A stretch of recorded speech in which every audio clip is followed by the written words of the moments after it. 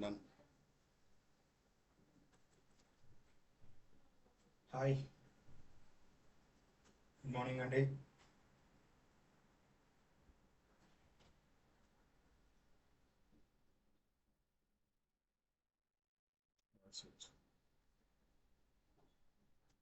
Hi. Good morning, sir. Sir, voice ఒకసారి check చేయరా?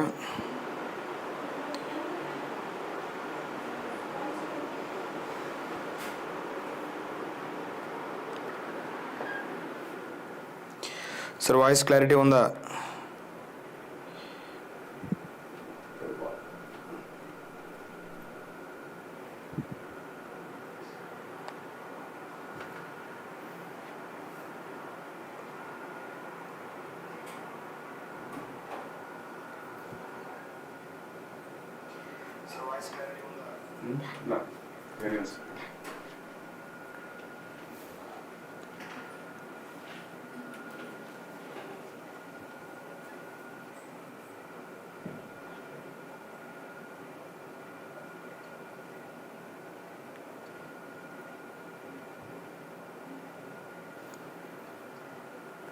Hi, hello, good morning.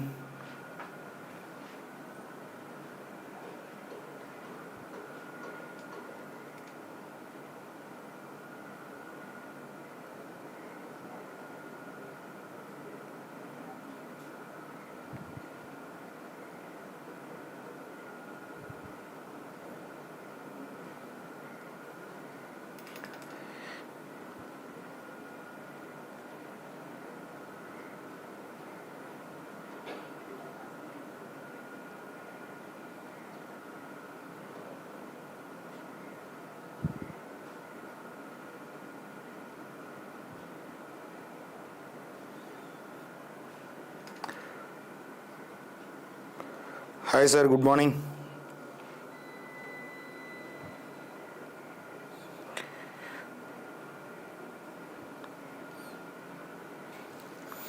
Good morning all of you, good morning. Sir మేము start చేద్దామా? Sir like చేయండి, share చేయండి.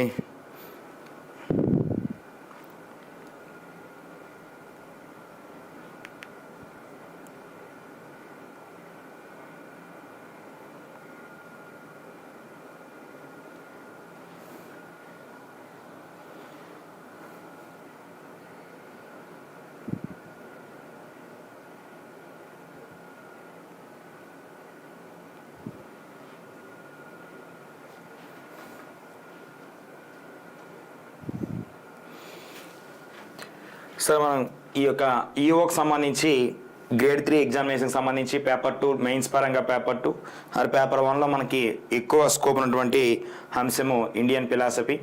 So దానికి Indian mythology and temple సిస్టమ్కి సంబంధించినటువంటి అంశాలలో భాగంగా ఈరోజు మనం ఈ యొక్క మనకి సెవెంత్ టాపిక్లో మనకి కనిపిస్తూ ఉంటుంది ఈ యొక్క ముఖ్యంగా మత స్థాపకులు, లేదా మనం గతంలో మాట్లాడుకున్నాం హిందువు అనగా ఒక అర్థం చెప్పాం. భారతదేశంలో పుట్టినటువంటి ప్రధానంగా ఉన్నటువంటి అంశాలు అంటే హిందువు అనగా హిందువుతో పాటుగా భారతదేశంలో పుట్టినటువంటి మతాలైన బౌద్ధ, జైన, సిక్కు మరియు ఇతర పీఠాలు మరియు మఠాలు అన్నాం. సో ఆ మఠాలు ఆ పీఠాలకు సంబంధించి మనకి ఇవ్వడం జరిగింది. ఆల్రెడీ మనము గతంలో చదువుకున్నాం. ఇక్కడ హిందువు అంటే ఏమిటిని అర్థం. సో దాని పరంగా ఈరోజు మనకి భారతదేశంలో కొంతమంది భక్తి ఉద్యమాన్ని, సనాతన సాంప్రదాయాలను అంటే ప్రారంభించడం జరిగింది. అంటే గతంలో కూడా ఉండేవి, కానీ ప్రధానంగా సనాతన సాంప్రదాయంలో కనిపించే శాఖలు 2, ఒకటి శైవము, 2 వైష్ణవము. ఈ శైవ వైష్ణవ యుగాలతో పాటుగా శక్తిని ఆరాధించే తత్వము కూడా ప్రారంభమైంది భారతదేశంలో. ఇక్కడ వచ్చినటువంటి మహనీయులంతా కూడా అంటే ఇది వైష్ణవమా శైవమా శక్తి అని పక్కన పెడితే అసలు భగవంతుడు అనేవాడు ఉన్నాడు అని చెప్పేందుకు మనకి చాలాగా చెప్తూ ఉన్నాయి. దానికి సంబంధించి మనకి క్రీస్తు శకం 8వ శతాబ్దం మొదలుకొని 18వ శతాబ్దం మధ్యకాలములో సనాతన సాంప్రదాయవాదులు ప్రధానంగా మనకు కనిపిస్తారు. ముఖ్యంగా ఆది శంకరాచార్యులు కావచ్చు, రామానుజాచార్యులు కావచ్చు, లేదా మధ్వాచార్యులు కావచ్చు, నింబార్కుడు, వీరశైవ మతానికి సంబంధించినటువంటి బసవేశ్వరుడు, వీళ్ళంతా కూడా మనకి కనిపిస్తూ ఉంటారు. ముఖ్యంగా మనం తీసుకున్నట్లయితే నాయనార్లు, ఆల్వార్లు వంటి వారంతా కూడా కనిపిస్తూ ఉంటారు. సో వీళ్ళంతా కూడా ప్రధానంగా భక్తినే తన యొక్క ఊపిరిగా, భక్తినే తమ యొక్క శ్వాసగా ప్రారంభించడం జరిగింది. గుడ్ మార్నింగ్ అండి ఆల్ ఆఫ్ యూ. సో దానికి సంబంధించి ఈనాడు క్లాసులో మనం డిస్కస్ చేసే ప్రయత్నం చేద్దాం. Okay sir.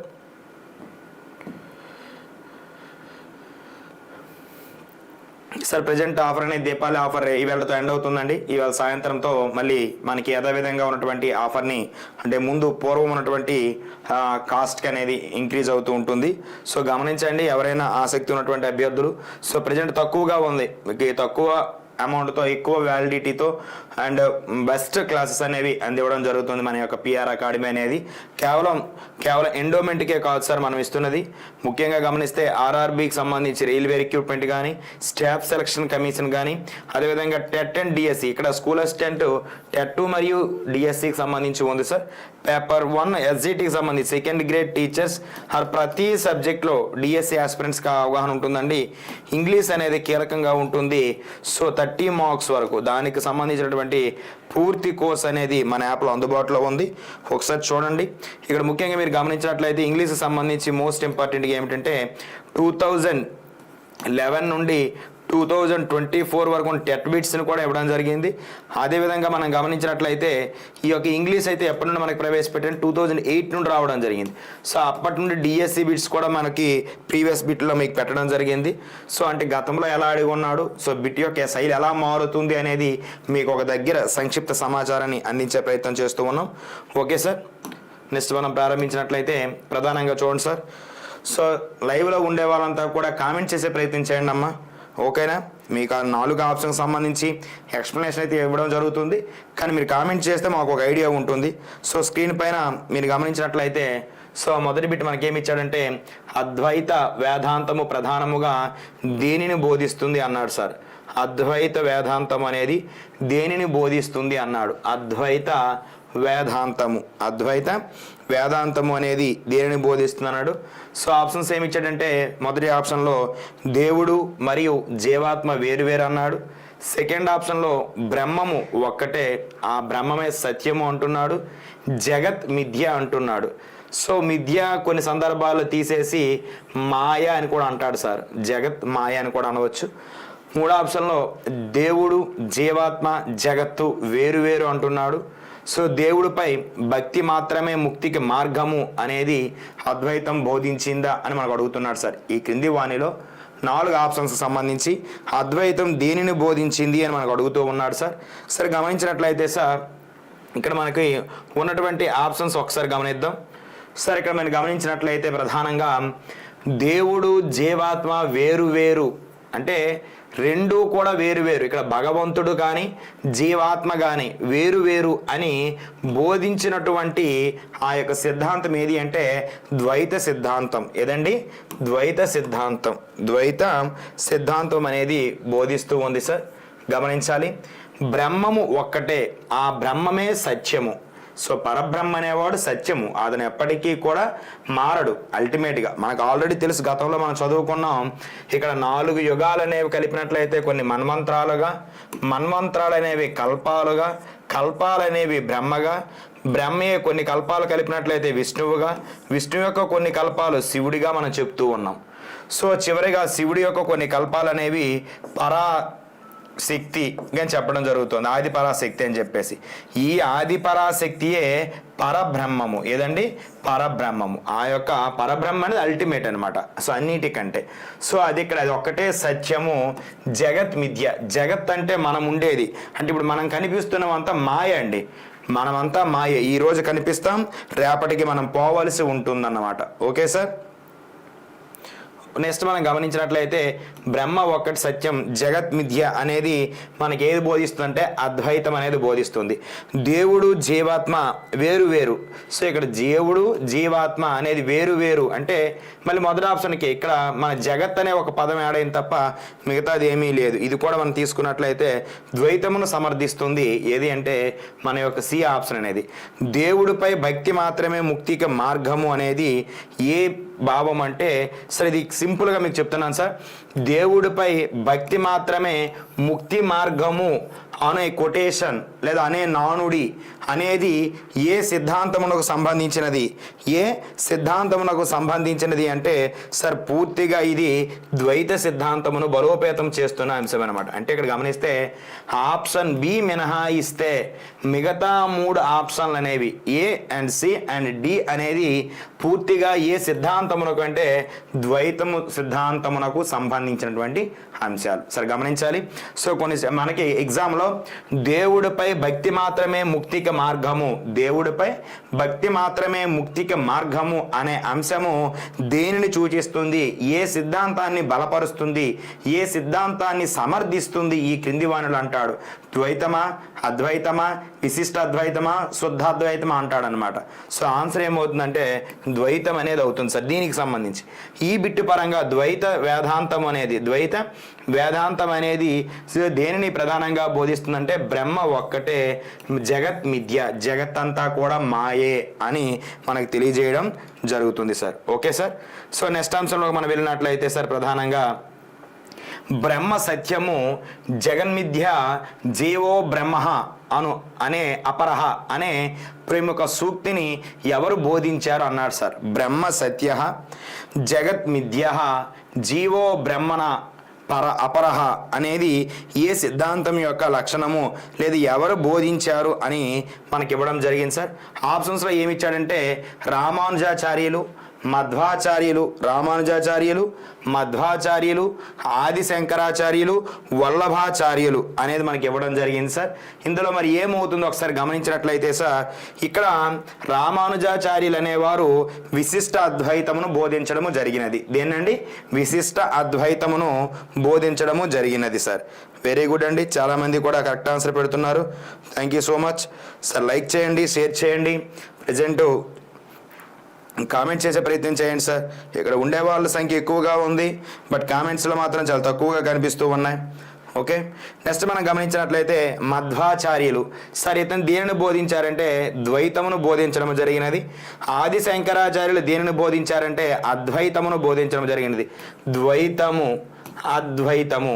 వల్లభాచార్యులు అనేవారు ఇతను దేనిని బోధించారంటే శుద్ధాద్వైతము, విశిష్ట ద్వైత, అద్వైత, శుద్ధాద్వైతాలను బోధించడం జరిగింది.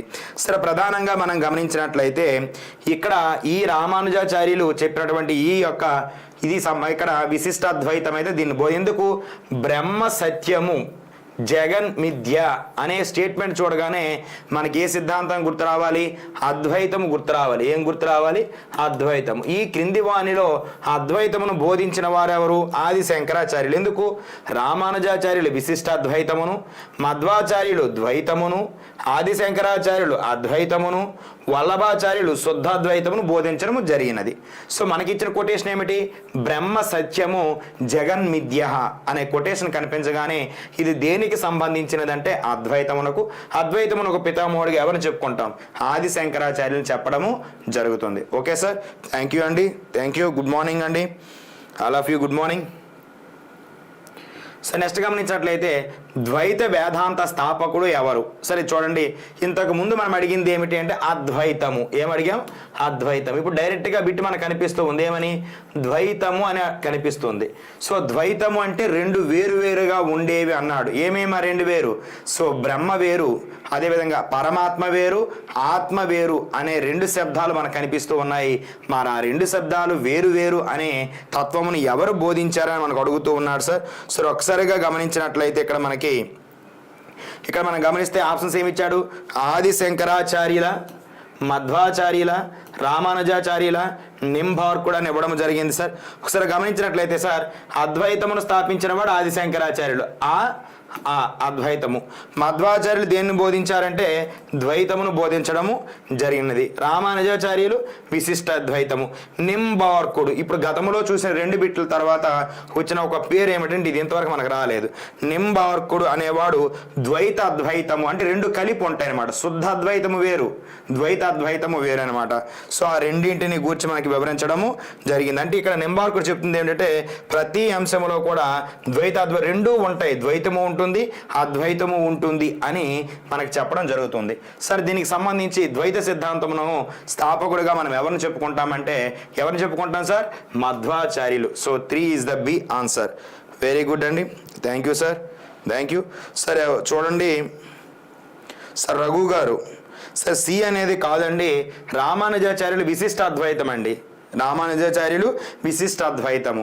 సార్ మనకి కాంప్లికేట్ ఇవ్వాలి అనుకుంటే వాడు ఏం చేస్తాడంటే ఒకవైపున 4 వేదాలని వేద తత్వాలను ఇచ్చేసి వాటి యొక్క స్థాపకులని క్రింది వరుసలో సరికాని జత ఏమిటి సరైన జత ఏమిటి అని అడిగే అవకాశం ఉంటుంది సార్. సార్ సంబంధించి మనకి 5 పేర్లు కూడా గుర్తుండాలి సార్. ఆది శంకరాచార్యులు, మధ్వాచార్యులు, రామానుజాచార్యులు, నింబార్కుడు, వల్లభాచార్యుడు అనేవారు మనకు కనిపించాలి. ఎందుకు వల్లభాచార్యుడు ఏమిటంటే శుద్ధ అద్వైతము, ద్వైత అద్వైతాలు అంటే నింబార్కుడు, శుద్ధ అద్వైతం ఎవరంటే వల్లభాచార్యుడు, వల్లభాచార్యుడు అనేవాడు శుద్ధాద్వైతి. 5 కూడా మనకు గుర్తుండాలి సార్. ఓకేనండి, ఎందుకంటే మనము ఎండోమెంట్ గ్రేడ్ 3కి రాస్తూ ఉన్నాం కాబట్టి ఎగ్జిక్యూటివ్ ఆఫ్ సర్వీస్లో. సో ఎంతమంది ఎలిమినేట్ అయిపోతే వాడికి అంతే ముఖ్యమన్నమాట. ఓకే సార్, సో గమనించాలి రఘు గారు. సార్ నెక్స్ట్ ఆప్షన్ మనం చూసినట్లయితే ఇక్కడ ద్వైత సిద్ధాంతము ప్రకారము ఏదండి, ద్వైత సిద్ధాంతము ప్రకారము జీవాత్మ మరియు పరమాత్మ మధ్య సంబంధం ఏమిటి? సో ద్వైతం ఏం చెప్తుంది? జీవాత్మ వేరు పరమాత్మ వేరు అని ముందు నుండి చెప్తుంది ద్వైతము అనేది, బాగానే ఉంది. కానీ ఇప్పుడు వాడేమడిగాడు? ద్వైత సిద్ధాంతము ప్రకారము నువ్వు అదే చెప్తున్నావు కదా, వేరు వేరు, ఆ 2 వేరని చెప్తున్నావు. ఏ 2? జీవాత్మ మరియు పరమాత్మ వేరని చెప్తున్నావు. ఆ రెండింటి మధ్య సంబంధం ఎందుకు వేరు? ఒకటైతే రెండింటి మధ్య సంబంధం ఏమిటి, వేరైతే రెండింటి మధ్య సంబంధం ఏమిటి అని అడుగుతున్నారు సార్. ఒకసారిగా గమనించినట్లయితే మనకి ఇక్కడ ఏమిచ్చాడు? 2 ఒక్కటే, జీవాత్మ పరమాత్మ యొక్క భాగము, 2 శాశ్వతంగా వేరువేరుగా ఉంటాయి, జీవాత్మ అనేది భ్రమ అని ఇక్కడ మనకు 4 ఆప్షన్లు కనిపిస్తున్నాయి. సో ఒకసారిగా గమనించినట్లయితే సరే ఇక్కడ 2 ఒక్కటే, ఇక్కడ జీవాత్మ మరియు పరమాత్మ 2 ఒక్కటే అని చెప్పేది అద్వైతము, ద్వైతము కానే కాదు. సో మొదటి ఆప్షన్ మనం ఎలిమినేట్ చేయవచ్చు. రెండోది ఏమిచ్చాడు? జీవాత్మ మరియు పరమాత్మ యొక్క భాగం, అంటే జీవాత్మ అనేది తీసుకుంటే ఇదంతా కూడా దేనిలో భాగం అంటున్నాడు? పరమాత్మలో భాగము అని చెప్తున్నాడు. సరే ఈ 2 అంటే జీవాత్మ అనేది పరమాత్మలో ఉంది అని మనకు చెప్పింది ఏమిటంటే విశిష్ట అద్వైతము. సార్ గమనించాలి ఉపేంద్ర గారు, సార్ మీకే చూడండి సార్, జీవాత్మ అనేది పరమాత్మలో భాగము అని చెప్పినది విశిష్ట అద్వైతము. ఏదండి? విశిష్ట అద్వైతము. సార్ గమనించాలి, విశిష్ట అద్వైతము. Okay sir. నెక్స్ట్ 2 శాశ్వతంగా వేరు వేరు, 2 వేరు వేరు సార్. ఈ ద్వైతము ప్రకారము జీవాత్మ అనేది వేరు, పరమాత్మ అనేది వేరుగా ఉంటుంది. జీవాత్మ అనేది భ్రమ, జీవాత్మ అనేది భ్రమ. వాస్తవానికి ఈ యొక్క ద్వైత సిద్ధాంతము ప్రకారంగా మనం గమనిస్తే జీవాత్మ అనేది వాస్తవికత అని చెప్తుంది. ఏది? ద్వైత సిద్ధాంతం. కానీ అద్వైత సిద్ధాంతం ఏం చెప్తుంది? ఈ జీవాత్మ అనేది భ్రమ, ఒక మాయ, మిథ్య. జీవాత్మ అనేది ఒక బొమ్మలాటే, ఇది తాత్కాలికమైనది, ఎక్కువ కాలం మనం ఉండలేము అనే భావనని బోధిస్తుంది అద్వైతము. కానీ ఈ ద్వైతం ఏమంటుందంటే అలా కాదురా బాబు, ఈ జీవాత్మ కూడా శాశ్వతమే, జీవాత్మ కూడా ఉంది, దానికి కూడా విలువివ్వాలి అని ఎవరు బోధిస్తున్నారంటే మనకి ద్వైతం అనేది బోధిస్తుంది. సో ప్రకారంగా జీవాత్మ మరియు ఇక్కడ పరమాత్మ అనేవి ఏమిటంటే 2 శాశ్వతంగా వేరువేరుగా ఉంటాయి సార్. ఇక్కడ 4th is the C is the right answer. 4th is the C is the answer. Sir అర్థమైంది అనుకుంటున్నాను. సరే ఇక్కడ రెండు ఒక్కటేనే చెప్పేది అద్వైతము. జీవాత్మ పరమాత్మ యొక్క భాగము, జీవాత్మ పరమాత్మ యొక్క భాగం అని చెప్పింది విశిష్ట అద్వైతము. రెండు వ్యంచిత్రం వేసుకోండి సార్. వేసుకున్నప్పుడు పరమాత్మ అనేవాడు అంతటా ఉంటాడు, విరాట్ స్వరూపము అని మాట్లాడుకున్నాం. భాగవతంలో మనకు వస్తుంది సృష్టి కార్యము దగ్గర బ్రహ్మ అనేవాడు సృష్టిని ఏర్పాటు చేస్తున్న సందర్భంలో, అంటే మనం ప్రధానంగా తీసుకున్నట్లయితే ద్వితీయ స్కందంలో మాట్లాడుతాం. సృష్టి స్థాపకుడిగా ఉన్నప్పుడు ఆ యొక్క కమలము నుండి, విష్ణువు యొక్క గర్భము నుండి కమలము నుండి ఉద్భవించిన వాడు బ్రహ్మ తన చుట్టూ చీకటి తను ఎలా ఉన్నాడు అనే సందర్భములో ఆయన ఆ యొక్క కమలము యొక్క ఓడ లేదా దాని యొక్క కాడ ఉంటుంది, కింద భాగానికి వెళ్ళి చూసినప్పుడు అంతా చీకటిగా కనిపించే సందర్భంలో తపస్సును చేసి జ్ఞానమును పొంది సృష్టిని ఏర్పాటు చేయాలి అనుకుంటాడు. ఎవరు? బ్రహ్మము అనేవాడు. సో అప్పుడు మనం మాట్లాడుకుంటాం అనమాట. ఇదంతా కూడా ఏది? పరమాత్మ లేదా విరాట్ స్వరూపము. ఆ విరాట్ స్వరూపములో ఒక చిన్న అణువే జీవాత్మ. ఎందుకు? మనం చూస్తున్నప్పుడే మన చుట్టూ అనేక కోట్ల మంది ఉన్నారు. సో వీరిలో ఉన్నటువంటిది ప్రతిదీ కూడా ఆత్మే. మరి ఆత్మ అనేది దేని నుండి ఏర్పడిందంటే పరమాత్మ నుండి వచ్చినదే. కాబట్టి పరమాత్మ లేదా విరాట్ స్వరూపం అనేది పెద్దదిగాను, జీవాత్మ అనేది చిన్నదిగాను దానిలో భాగంగా ఉంటుంది అని మనకి విశిష్టాద్వైతం చెప్తుంది. దానిది బి ఆన్సర్ అవుతుంది.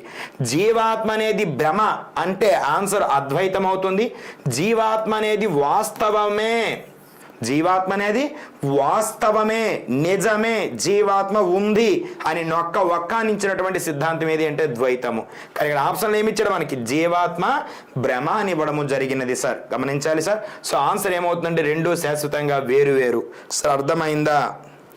ఓకే సార్, గుడ్ మార్నింగ్ అండి. సార్ నెక్స్ట్ మనకి ఏమి ఇచ్చాడంటే ఆది శంకరాచార్యులు ఏ శతాబ్దానికి చెందిన వారు అన్నారు సార్. సార్ ప్రధానంగా మనం మాట్లాడుతున్న ఈ భక్తి ఉద్యమానికి కారకులుగా, స్థాపకులుగా ఎవరిని చెప్పవలసి ఉంటుందంటే ఆది శంకరాచార్యులు. ఎవరండి? ఆది శంకరాచార్యులు. సరే, ఆది శంకరాచార్యులు అనేవారు కేరళ రాష్ట్రములోని కాలడి అనే గ్రామములో జన్మించినటువంటి మహానమైన వ్యక్తి ఎవరంటే ఆది శంకరాచార్యులు. సరే, ఇతను ఎన్ని సంవత్సరాలు బ్రతికారంటే కేవలము 32 సంవత్సరాలు బ్రతికారు. ఈ 32 సంవత్సరాలలో సుమారుగా భారతదేశము చుట్టూ ఎన్నిసార్లు ప్రదక్షిణ చేశారు కాలి నడకన పాదయాత్రతో అంటే 4 సార్లు పాదయాత్ర చేయడం జరిగింది. ఇటువంటి మహాయోగి, మహా వ్యక్తి ఎవరంటే ఆది శంకరాచార్యులు. ఇతను ఈ ఆది శంకరాచార్యులు భారతదేశంలో ఈ కేరళ రాష్ట్రము కాలడి గ్రామములో ఏ శతాబ్దంలో జన్మించారని అడుగుతున్నారు సార్. సో ఆన్సర్ చేయాలి సార్. 5th వన్ 7వ శతాబ్దమా, 8వ శతాబ్దమా, 10వ శతాబ్దమా, 12వ శతాబ్దం అని అడుగుతున్నాడు సార్. ఇక్కడ ఆన్సర్ మనం గమనించినట్లయితే సార్ డైరెక్ట్గా, ఎందుకంటే మనకి తెలుస్తున్నటువంటి ఆధారం ప్రకారము సుమారుగా ఈ యొక్క ఆది శంకరాచార్యులు 780 దశకములో పుట్టినట్లుగా ఆధారం. అంటే కొన్ని పుస్తకాలలో ఒక రకంగాను ఆధారాలు మనకు కనిపిస్తాయి. కానీ ప్రధానంగా మనం గమనించినట్లయితే ఇతను ఈ యొక్క 750 తరువాతనే జన్మించినట్లుగా, అంటే 700 తరువాత అంటే అది ఏ శతాబ్దంలోకి వస్తుందంటే 7+1 చేయాల్సి ఉంటుంది. శతాబ్దం అనేటప్పుడు గమనించాలి సార్. దీనికి ముందు ఉన్నటువంటి నెంబర్కి ఒకటి కలిపినట్లయితే దాని యొక్క శతాబ్దం అనేది రావడం జరుగుతుంది. సో ఆ పరంగా గమనించినట్లయితే ఇతడు ఏ శతాబ్దం అంటే 8వ శతాబ్దం. సార్ మన గతంలో అడిగిన బిట్ ఏమిటి అంటే సార్ భక్తి ఉద్యమాన్ని ఏ శతాబ్దంలో ప్రారంభమైంది అన్నాడు సార్. సరే గమనించాలి, భక్తి ఉద్యమం అనేది ఏ శతాబ్దంలో ప్రారంభమైంది అన్నాడు. సో దాని ఆన్సర్ కూడా ఏమవుతుందంటే 8th century sir. 8th century sir. 509 అనేది కాదండి సార్, గమనించాలి. 509 అనేది కాదండి. 509 అయితే ఇతను ప్యారలల్గా మనం తీసుకున్నట్లయితే వాస్తవానికి ఆర్యభట్ట, వరహమిహిరుడు, బ్రహ్మగుప్తుడి కాలానికి సుమారుగా పరిసర ప్రాంతాలకి చెందినటువంటి వ్యక్తి అయి ఉండాలి. కానీ ఈ రెండింటి మధ్య ఎక్కడా కూడా మనకి పొంతన అనేది లేదు సార్, గమనించాలి. Okay sir. సార్ 15th కాదు అండి సార్. 15th సెంచరీ నాటికి భారతదేశంలో ప్రధానముగా ఇస్లామిక్ పరిపాలన అనేది ప్రారంభమైపోయింది. ప్రధానంగా భారతదేశంలో భక్తి ఉద్యమం అనేది 8వ శతాబ్దము నుండి 12వ శతాబ్దం మధ్య కాలంలోనే ఉన్నది. 8 నుండి 12వ శతాబ్దం మధ్య కాలంలో కనిపిస్తూ ఉంటుంది. 12వ శతాబ్దము అన్నాను సార్, గమనించాలి. ఇక్కడ 12వ శతాబ్దం, కొన్ని పుస్తకాలలో మీకు 13వ శతాబ్దం అంటాడు. ఎందుకు సార్ ఇక్కడ 13 అన్నాడు అంటే మనం కరెక్ట్గా గుర్తుపెట్టుకోవాల్సింది ఏమిటి అంటే 13 అనడానికి కారణం ఏమిటి అంటే సార్ అక్కడ మనకి మధ్వాచార్యులు ఎవరండి, మధ్వాచార్యుల యొక్క కాలం అనేది అక్కడ కనిపిస్తూ ఉంటుంది 13వ శతాబ్దానికి సంబంధించి. అంటే సుమారుగా 12 తర్వాత ఏదో సంవత్సరాల్లో ఆయన జన్మించినట్లుగా మధ్వాచార్యుల యొక్క భావన మనకు కనిపిస్తుంది. సో గమనించాలి సార్. ఇక్కడ మనకున్నటువంటి సోర్సెస్ ప్రకారం 8వ శతాబ్దమే రైట్ ఆన్సర్ సార్. మరి 8వ శతాబ్దంలో ఆయన ఎప్పటి నుండి ఎప్పటి వరకు ఉన్నాడంటే సుమారుగా 32 సంవత్సరాలు అన్న 788లో పుట్టినట్లుగా కొన్ని ఆధారాలు కనిపిస్తూ ఉన్నాయి. సో ప్యారలల్గా మనకి 788 నుండి 820 మధ్య కాలంలో జీవించినట్లుగా మనకు ఆధారాలు అయితే కనిపిస్తూ ఉన్నాయి. ఎందుకు 32 సంవత్సరాలు, ఇది 20 12 32 సంవత్సరాలు, ఇదైతే కన్ఫామ్. ఆది శంకరాచార్యులు 32 సంవత్సరాల కాలంలోనే అతను కాలం చేయడం జరిగింది. ఈ 32 సంవత్సరాల చిరుప్రాయంలోనే ఆయన 4 సార్లు పాదయాత్ర చేసి భారతదేశం చుట్టూ తిరగడం జరిగింది. ఇతడు ప్రధానంగా ఏ భారతదేశంలో జన్మించాడంటే దక్షిణ భారతదేశం. ఏ రాష్ట్రంలో జన్మించాడంటే కేరళ రాష్ట్రం కాలడి అనే గ్రామంలో జన్మించడం జరిగినది. చిన్న వయస్సులోనే అనగా సుమారుగా 4 నుండి లేదా 8 సంవత్సరాల మధ్యలోనే సన్యాసం తీసుకున్నట్లుగా ఆధారాలు ఉన్నాయి. తన తండ్రి మరణానంతరం సన్యాస దీక్షను తీసుకున్నటువంటి వ్యక్తి ఎవరంటే ఆది శంకరాచార్యులు. ఎవరండి? ఆది శంకరాచార్యులు. Okay sir.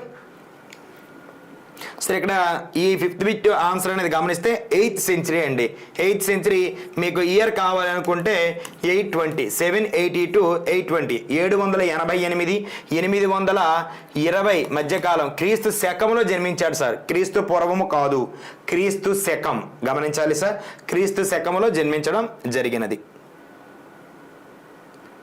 నెక్స్ట్ మనం గమనిస్తే శంకరాచార్యులు ప్రధానంగా స్థాపించినటువంటి ప్రధాన పీఠాలు అంటే చూడండి సార్, ఇతను భారతదేశము చుట్టూ పాదయాత్ర చేయడం జరిగిందన్నాం. ఈ 32 సంవత్సరాలలో ఎన్నిసార్లు పాదయాత్ర చేసిన? 4 సార్లు మొత్తంగా. అంటే ఉత్తరాన కాశ్మీర్ నుండి దక్షిణాన కన్యాకుమారి వరకు, తూర్పున బెంగాల్ ప్రాంతం అంటే అప్పటికి అస్సాం బెంగాల్ కలిసే ఉండేవి. సో ఆ రాష్ట్రాల నుండి పరమన ద్వారకా గుజరాత్ వరకు కూడా 4 వైపులా తిరిగినటువంటి వ్యక్తి ఎవరంటే ఆది శంకరాచార్యులు. సో తన తిరిగినందుకు గుర్తుగాను ప్రతి దిక్కులో కూడా ఆయన కొన్ని శక్తి పీఠాలను ఏర్పాటు చేయడం జరిగినది. మన ఆ పీఠాలు ఎన్ని అంటే 4. ఆయన భారతదేశంలో ఎన్నిసార్లు తిరిగాడు? 4 సార్లు. ఆయన భారతదేశంలో స్థాపించిన పీఠాలు ఏంటంటే 4. మరి అందులో ఏమంటున్నాడు మనకి? స్థాపించిన 4 ప్రధాన మఠాలలో కానిది ఏది? నాట్ ఆయన ఏది స్థాపించలేదు ఈ 4 అంటున్నాడు సార్. గమనిస్తే శృంగేరి మఠం సార్, ఇది దక్షిణాన ఉంటుంది సార్. సుమారుగా మనకి ఎక్కడిది అంటే కర్ణాటక ప్రాంతంలో ఉంటుంది సార్ శృంగేరి అనేది. పూరిలోని గోవర్ధన మఠం ఇది తూర్పు దిక్కున చేయడం జరిగింది. ద్వారకలోని శారదా మఠం ఇది పడమర దిక్కున సార్. ఇక్కడ తిరుపతి అనేది మఠము కాదు సార్, టిటిడి బోర్డు అండి, తిరుమల తిరుపతి దేవస్థానం. సరే గమనించినట్లయితే తిరుమల తిరుపతి దేవస్థానానికి పూర్తి ప్రాధాన్యత అనేది ప్రధానంగా మనకి విజయనగర సామ్రాజ్య పరిపాలనా కాలంలో రావడము జరిగినది. దానిలో మరీ ముఖ్యంగా ఎవరంటే ఎస్కేడివి శ్రీకృష్ణదేవరాయల పరిపాలనా కాలంలో దేని యొక్క ప్రాధాన్యత పెరిగింది అంటే తిరుపతి యొక్క ప్రాధాన్యత పెరిగింది. మీరు ఎప్పుడైనా ఎందుకు సార్ అంటే సో దానికి ఈ యొక్క తిరుమల తిరుపతి దేవస్థానాన్ని సందర్శించినటువంటి శ్రీకృష్ణదేవరాయలు మెట్ల మార్గాన్ని ఏర్పాటు చేసినట్లుగాను అలిపిరిలో తన యొక్క భార్యల యొక్క ప్రతిమలు మనకి ప్రారంభంలో కనిపించడము జరుగుతుంది. సరే, ఇక్కడ శృంగేరి అనేది ఒక మఠము, పూరిలోని గోవర్ధన మఠం, ద్వారకలోని శారదా మఠం. మరి 4th వన్ ఇస్ ద మనకి ఏమిటి అంటే ఉత్తరాఖండ్లో ఎక్కడండి? ఉత్తరాఖండ్లో బద్రీనాథ్ అనేది కూడా ఒక మఠం అండి. ఇది మనకి ప్రాంతంలో కనిపిస్తుంది. అది ఉత్తరాఖండ్లో 4 మఠాలు. సో 4 ఇస్తే అయ్యేది కనుక మనకు ఆప్షన్లో ఏమి ఇచ్చాడు? తిరుపతి అని ఇచ్చాడు కాబట్టి ఇది కాదండి. Okay sir, it's clear? Yes sir, right sir. Next మనం గమనిస్తే శంకరాచార్యులు తన అద్వైత సిద్ధాంతాన్ని నిరూపించడానికి దేనిని ప్రస్థానత్రయముగా సార్ గమనించాలి. శంకరాచార్యులు ఏమి బోధించాడంటే అద్వైత సిద్ధాంతము. మరి అద్వైత సిద్ధాంతము ఏముంది? అసలు అద్వైత సిద్ధాంతాన్ని ఏమని నమ్మాలి? అద్వైత సిద్ధాంతము 2 ఒకటే అంటున్నావు. పరమాత్మ జీవాత్మ వేరు కాదు, పరమాత్మే శాశ్వతము, జీవాత్మ అనేది మాయా భ్రమ అంటున్నావు కదా.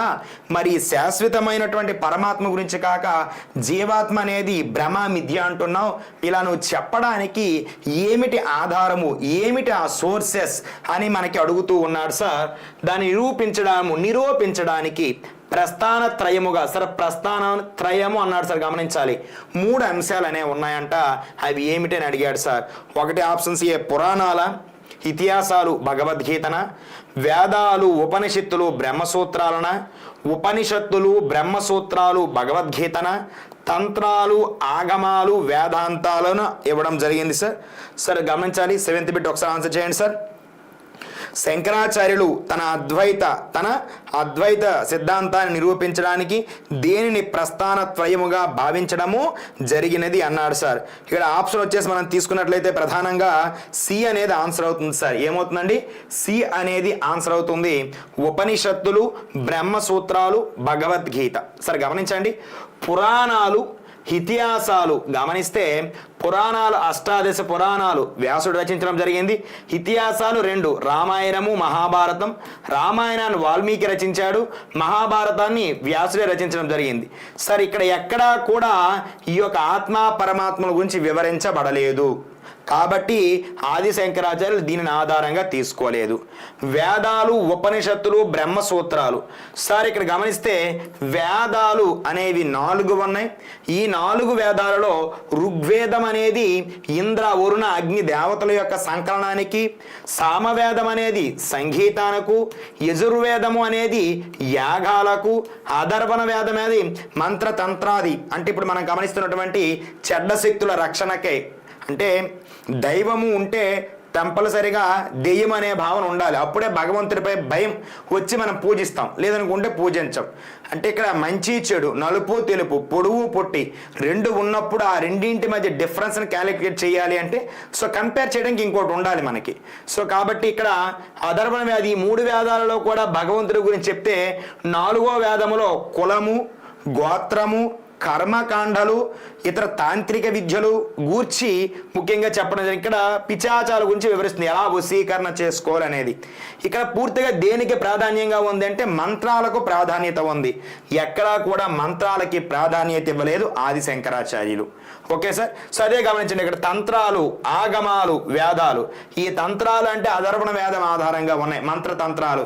సో ఒకప్పుడు ఉండేది మంత్రాలకి మనకు సామెత కనిపిస్తూ ఉంటుంది, మంత్రాలకి చింతకాయలు రాలవు అని. అంటే ఒకప్పుడు రాలేవేమో, కానీ ప్రస్తుతం ఆ మంత్రాలు వర్కౌట్ అవ్వట్లేదు అని చెప్పేసి. సో గమనించినట్లయితే సో ఆగమము అంటే రావడము అని అర్థంలో వాడుతాము, నిర్మాణ క్రమములో అర్థము. ఇక్కడ మనకి ముఖ్యంగా తీసుకున్నట్లయితే ఆలయ నిర్మాణములో వాడేది ఏంటంటే ఆగమ శాస్త్రము. సో దానికి సంబంధించి ఆయన ఎక్కడ చెప్పలేదు ఇలా ఉండాలి ఆలయము అని, ఎక్కడ ఆయన చెప్పలేదు. సో వేదాలంటే ఆల్రెడీ మాట్లాడాం. సో ఆన్సర్ ఏమిటంటే ఉపనిషత్తులని. ఎందుకు ఉపనిషత్తులు ఎప్పుడూ కూడా దేనిని బోధిస్తాయంటే కేవలము ఈ 108 కూడా సత్యాన్ని మాత్రమే బోధించాయి. సత్యమును ఆధారంగా చేసుకొని మాత్రమే మనకి ఇక్కడ ఉండడము జరిగింది ఉపనిషత్తులు అనేవి. Okay sir. నెక్స్ట్ మనం గమనించినట్లయితే బ్రహ్మ సూత్రాలు. ఈ బ్రహ్మ అనేవాడు నివాసితుడు, శాశ్వతుడు. ఆయన బోధించినటువంటి సూత్రాలు కూడా శాశ్వతమైనవే. భగవద్గీత. సరే ఇక్కడ మనం గమనిస్తే ఇతిహాసమైనటువంటి మహాభారతములో 6వ పర్వమైన భీష్మ పర్వములో పరమాత్ముడు పరంధాముడైనటువంటి శ్రీకృష్ణుడు అర్జునుడికి ఉపదేశించినది భగవద్గీత. అందులో అతను సద్దర్శనాల గురించి ముఖ్యంగా చెప్తాడు. సాంఖ్యిక యోగ కర్మ ఆసనాల గురించి, యోగము గురించి చెప్తాడు, సాంఖ్యకం గురించి చెప్తాడు, అదేవిధంగా బాధ గురించి చెప్తాడు, వైశేషికం గురించి చెప్తాడు, పూర్వ మీమాంస ఉత్తర మీమాంస అన్ని సద్దర్శనాలు. అంటే భక్తిని ముక్తిని నీవు కావాలి అనుకున్నప్పుడు కేవలం భగవంతుని యొక్క పాదాలను ఆశ్రయించవలసిన అవసరము లేదు. నీకు నీవుగా ఈ సద్దర్శనాలను చేరుకున్నట్లయినా నీకు తప్పక ముక్తి లభిస్తుంది, మోక్షమును నీకు అర్హుడవు అని మనకి ఇక్కడ ప్రధానంగా బోధిస్తాడు భగవద్గీతలో. అది ఎప్పటికీ నిత్య సత్యము, సద్దర్శనము అనేది. సో దానినే ఆన్సర్కి ఇక్కడ మనకి రుజువులుగా తీసుకున్నవాడు ఎవరంటే శంకరాచార్యులు తన అద్వైతమును ఇతరులకు ఉపదేశించే సందర్భంలో మీరు దేని ఆధారంగా చెప్తున్నారు అని అక్కడ ఉన్న పెద్దలు అడిగేటప్పుడు ఆయన చెప్పిన సమాధానం ఏమిటంటే నిత్య శాశ్వతమైన ఉపనిషత్తులు బ్రహ్మ సూత్రాలు భగవద్గీతయే నాకు ఆధారము అని ఆయన తన యొక్క నిరూపించడానికి ప్రస్థానత్రయంగా ఉపయోగించుకోవడం జరిగింది. Okay sir. 7th bit answer is C is the right answer sir. C is the right answer sir. Next మనం గమనిస్తే అద్వైతములో ఏమన్నా అద్వైత సిద్ధాంతములో మాయ అంటే ఏమిటి అన్నాడు సార్. మాయ అంటే ఏమిటి అంటున్నాడు. ఒకసారి గమనించినట్లయితే మాయ అంటే ఏమిటి? భగవంతుని శక్తియా, దుష్ట శక్తియా, సత్యాన్ని కప్పివేసే జగత్తును సత్యముగా కనిపించేలా చేసే శక్తియా, దేవుడిపై భక్తి అని అడుగుతున్నాడు సార్. ఇక్కడ ఆన్సర్ మనం గమనించినట్లయితే ఏమవుతుంది ఒకసారి గమనిస్తే, భగవంతుని శక్తి. సరే, ఈ భగవంతుని శక్తి అనేది పరమాత్మ ఏదైతే బ్రహ్మము, ఏదైతే విరాట్ స్వరూపం అనుకుంటున్నామో అదే భగవంతుని శక్తి. సార్, దుష్ట శక్తి. సరే, ఇది గమనించినట్లయితే ఇది నైతికంగా చెడ్డది అండి. దుష్టశక్తి అనేది నైతికంగా చెడ్డది, కానీ మాయ అనేది అటువంటిది కాదు. సరే, ఏమన్నా దేవుడిపై భక్తి. సరే, దేవుడిపై భక్తి అనేది కేవలం దేనికి సంబంధించినది అంటే, మనము ముక్తిని సాధించడానికి, మనము ఏదైతే పరంధాముడు నిత్య సత్యుడని అనుకుంటున్నామో ఆయన్ని చేరడానికి ఆవశ్యకమైనది ఏమిటి అంటే భక్తి అనేదే ప్రధానమైనది. సో ఆన్సర్ ఏమవుతుందంటే ఇక్కడ 8 ఈజ్ ద సి ఆన్సర్ అవుతుందండి. 8 ఈజ్ ద సి ఆన్సర్ అవుతుంది. సత్యాన్ని కప్పివేసే జగత్తును సత్యంగా కనిపించేలా చేసే శక్తియే శక్తి. ఇక్కడ సత్యాన్ని కప్పివేస్తుంది. ఏది నీవు నిజం అనుకుంటున్నావో, ఏది నీవు సత్యం అనుకుంటున్నావో ఆ క్షణమునకు కామము లేదా రజోగుణము నిన్ను ఆవరించి నిన్నుగా ఉంచనివ్వదు. ఓకే సార్, ఎప్పుడైతే తామస రజోగుణాలు అనేవి ఒక మానవుడిని ఆవరిస్తాయో ఆ వ్యక్తికి అంటే నిత్య శాశ్వతమైనటువంటిది సత్యము కాకుండా పోతుందని, ఏదైతే తాత్కాలికమై ఉంటుందో అది మాత్రమే సత్యముగా కనిపించే ఆవశ్యకత అనేది ఉంటుంది. సో ఆ సందర్భంలో జగత్ అంతా ఏమైనా సత్యం, ఇది రైట్ అంటే కాదురా బాబు అది తప్పు అంటుంది. సింపుల్గా చెప్పాలి అంటే సార్, మనకి సుమతి శతకంలో ఒక పద్యం ఉంటుందన్నమాట. కలిసిమెలిసి ఉన్నప్పుడు నేను ఏది చేసినా అది రైట్గానే కనిపిస్తుంది, కానీ ఒక్కసారిగా వాడికి నేను అపోనెంట్ అయితే నేను మంచి చేసినా ఆ వ్యక్తి ఎలా కనిపిస్తుంది? చెడ్డగానే. ఓకే సార్, సో అదే భావన ఇక్కడ నిన్ను ఎప్పుడైతే తామస రజోగుణాలు ఆవరించాయో నీ యొక్క శక్తి అనేది కోల్పోవడం జరుగుతుంది. నీ యొక్క అగ్నిని కోల్పోతావు, నీ తేజస్సును కోల్పోతావు. ఆ సందర్భంలో నీకు అన్నీ కూడా అసత్యము, తాత్కాలికమైనవే, తాత్కాలిక అంశాలను శాశ్వత అంశాలుగాను, శాశ్వతము నిత్య సత్యమైనటువంటి ఈ పరమాత్ముడు పరంధామ్ అనేవాడు అతను ఒక చిన్న అంటే నీ పరంగా ఆ క్షణానికి అప్పుడు క్రిమి కీటకము. ఇంకా మనకు అది బెస్ట్ ఎగ్జాంపుల్ ఎక్కడ కనిపిస్తుందంటే సార్, మనం తీసుకున్నట్లయితే దైవపానము సురాపానం సేవించిన వాళ్ళకి స్వర్గోగమ కనిపిస్తూ ఉంటుంది అంటాం. అందరూ కూడా తక్కువనే భావన కనిపిస్తుంది. అది ఒక రకంగా ఏమిటంటే మాయ ఆవరించడం వల్లనే. ఓకే సార్, ద్వైత సిద్ధాంతం దేనిపై ఎక్కువ ప్రాధాన్యత ఇస్తుంది అన్నాం. అద్వైతం అయితే ఏమిచ్చింది? జగత్ మాయ కేవలము ఈ మిథ్య చెప్తుంది, జగత్ మిథ్య లేదా జగత్ మాయ అంటుంది, పరమాత్మే నిత్య సత్యమని బోధిస్తుంది. కానీ మరి ద్వైత సిద్ధాంతం ఏమి చెప్పింది దాని గురించి మనం అడుగుతూ ఉన్నాడు సార్. ప్రధానంగా ద్వైత సిద్ధాంతం అనేది జ్ఞాన మార్గం గురించి చెప్పిందా, భక్తి మార్గం గురించి చెప్పిందా, కర్మ మార్గం గురించి చెప్పిందా, రాజయోగం గురించి చెప్పిందా అని అడుగుతున్నాడు సార్. సరే, ఇక్కడ గమనించినట్లయితే జ్ఞాన మార్గము అనేది దేనికి సంబంధించినది సార్? ఆన్సర్ చేయాలి. జ్ఞాన మార్గము అనేది దేనికి సంబంధించినది సార్ అంటే ఇక్కడ ప్రధానంగా అద్వైతమునకు. దేనికండి? అద్వైతము చెప్పడం జరిగింది. జ్ఞానమునకు అధిక ప్రాధాన్యత ఇచ్చింది ఏమిటి అంటే మనకి జ్ఞానం అద్వైతం అనేది ఇవ్వడం జరిగింది సార్. కర్మ అనేది గమనిస్తే మోక్షమును చేరడానికి ఫలితముపై ఆధారము లేకుండా నీవు చేయవలసినటువంటి విధుల గూర్చి, నీవు చేయవలసినటువంటి పనుల గూర్చి చెప్పేది ఏమిటి అంటే కర్మ అనేది ఇది కేవలం మోక్షానికి ప్రధాని. రాజయోగం అనేది మనం గమనించినట్లయితే యోగాలో చెప్పడం జరిగింది సార్. యోగాను మనకి చెప్పిన వాడు ఎవడంటే పతాంజలి. ఇదే మనకి యోగా కూడా షడ్ దర్శనాల్లో భాగంగా ఉంటుంది. 6 దర్శనాలలో భాగంగా ఒకటిగా కనిపిస్తుంది ఈ యోగాను మనకు చెప్పిన వాడు ఎవడంటే పతాంజలి. ఎవరండి? పతాంజలి. సో రాజయోగము. సో అల్టిమేట్గా ఇక్కడ మిగిలిపోయింది ఏమిటి? మనకి భక్తి మార్గం అనేది ఉండిపోయింది. సో ఇక్కడ ద్వైత సిద్ధాంతం అనేది ఎక్కువగా దేనికి ప్రాధాన్యత ఇచ్చిందంటే భక్తి మార్గానికి ప్రాధాన్యత ఇవ్వడం జరిగింది. ఏం చెప్తున్నాడు? విష్ణువు పట్ల అత్యున్నతమైనటువంటి శక్తిని గూర్చి, అతని యొక్క అనుగ్రహమును గూర్చి, అంటే ఎవరైతే భగవంతుని యొక్క పాదాలను ఆశ్రయించి ఉంటారో అతనికి ఏమీ కాదు. ఇక్కడ ద్వైతము ప్రకారముగా భగవంతుడు అనేటప్పుడు ఎవరంటే మహావిష్ణువు, శ్రీహరి, నారాయణుడే అని ఇక్కడ చెప్పడం జరుగుతుంది సార్. ఆన్సర్ ఇది ఏమవుతుందంటే భక్తి మార్గం అవుతుంది సార్. గమనించాలి, జ్ఞాన మార్గము అని మనకి ఎగ్జామ్లో అడిగితే అద్వైతమును చెప్పాలి, భక్తి మార్గము అంటే ద్వైతమును, కర్మ మార్గము దేనికంటే మోక్షమునకు రహదారి, రాజయోగము దేనికంటే సద్దర్శనాలలో ఒకటైన యోగాలో భాగంగా చెప్పడం జరుగుతుంది అనమాట. సో మనలో ఉన్నటువంటి తామస రజో గుణాలు క్షీణించడానికి మనకి ఏమి ఉపయోగపడుతుందంటే రాజయోగం అనేది ఉపయోగపడుతుంది. దేనిని? యోగ శాస్త్రము పరంగా.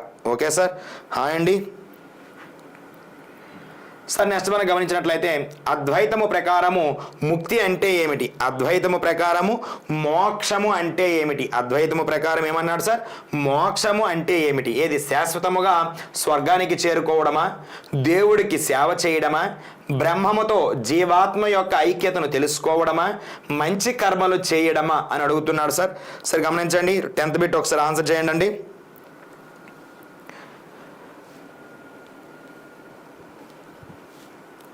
అద్వైతము ప్రకారము ముక్తి లేదా మోక్షం అంటే ఏమిటి, ముక్తి లేదా మోక్షము అంటే ఏమిటి?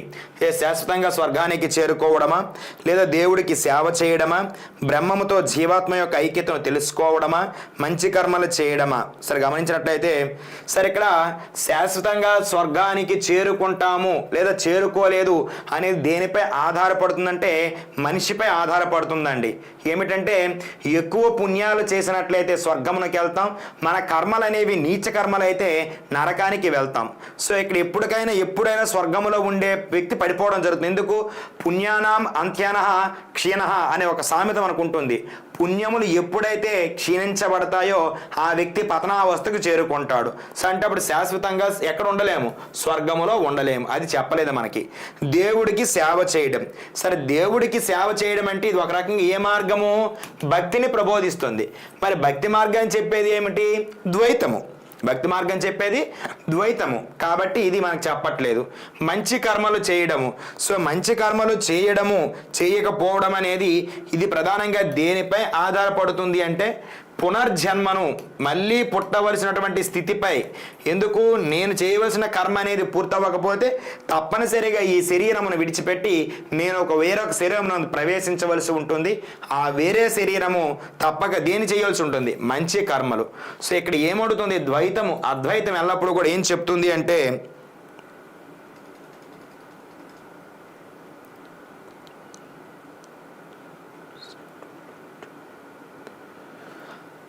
బ్రహ్మముతో జీవాత్మ యొక్క ఐక్యతను తెలుసుకోవడానికి, బ్రహ్మముతో జీవాత్మ యొక్క ఐక్యతను తెలుసుకోవడానికి ఉపయోగపడుతుందండి. ఏమిటంటే మన యొక్క అద్వైతము అనేది. గమనించాలి సార్. సరే ఇక్కడ శాశ్వతంగా స్వర్గానికి అనేది కేవలం పాపపుణ్యాలపై ఆధారపడుతుంది. దేవుడికి సేవ చేయడం అనేది భక్తి మార్గము. ఇది ఆటోమేటిక్గా ద్వైతం చెప్తుంది.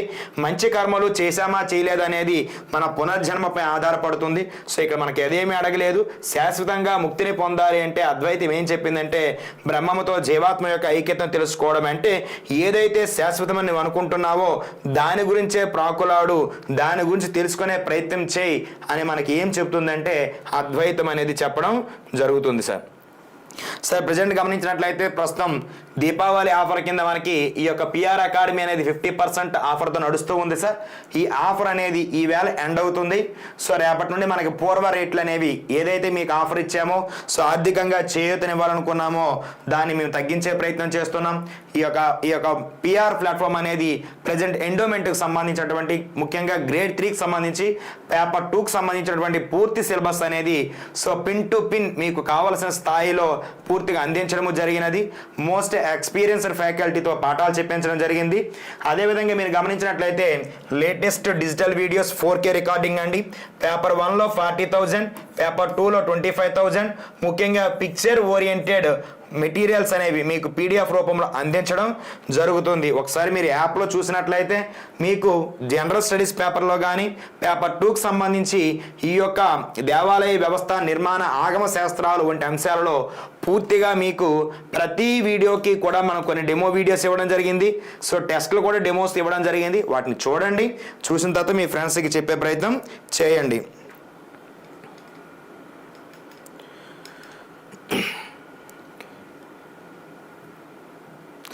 Okay sir. నెక్స్ట్ మనం గమనించినట్లయితే మనకున్న మరొక బిట్ ఏమిటంటే మధ్వాచార్యులు ప్రతిపాదించబడిన 5 ప్రధాన భేదాలు దేనికి సంబంధించినవి అన్నాడు సార్. సరే, గమనించినట్లయితే మధ్వాచార్యులు అనే వ్యక్తి మనకి కొన్ని భేదాలని బోధించడం జరిగింది. అవి ఏమిటి అని అడుగుతూ ఉన్నాడు సార్. వాటికి సంబంధించి ఏమి ఇచ్చాడంటే ఇక్కడ ప్రధానంగా ఆప్షన్ ఏలో మనకు ఉన్నటువంటిది ఏమిటి అంటే 5 అంశాలు: భూమి, నీరు, వాయువు. రెండోది జ్ఞానానికి 5 మార్గాలు. దేవుడే జీవుడు, దేవుడే జడము, జీవుడే జీవుడు, జీవుడే జడము, జడమే జడము మధ్య తేడాలు. భక్తిలోని 5 దశలు. సరే, ప్రధానంగా గమనించినట్లయితే ఇక్కడ 5 అంశాలు అనేవి ఇక్కడ భూమి, నీరు, అగ్ని, ఆకాశము. అగ్ని, ఆకాశం, ఈ పంచభూతాలు నాయన.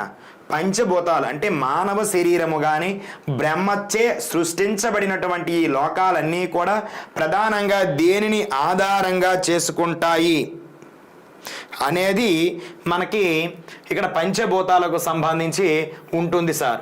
అది మనకి నిర్మాణ క్రమంలో ఆ యొక్క భాగవతం పోతనామాచార్య రచించిన ఆంధ్ర మహాభాగవతంలో మనకి ద్వితీయ స్కంధములో ప్రధానంగా ప్రస్తావించబడినది. నెక్స్ట్ జ్ఞానానికి 5 మార్గాలు. సార్, జ్ఞానము అనేసరికి మనకు గుర్తు రావాల్సింది ఏమిటి అంటే పూర్తిగా అద్వైతము. కానీ మధ్వాచార్యులు అది కాదు కాబట్టి మనకు అది సంబంధం లేదు. నెక్స్ట్ గమనించినట్లయితే ఇక్కడ ఏమన్నాడు లాస్ట్ ఆప్షన్ గమనించండి. భక్తిలోని 5 దశలు ఏమన్నాడండి?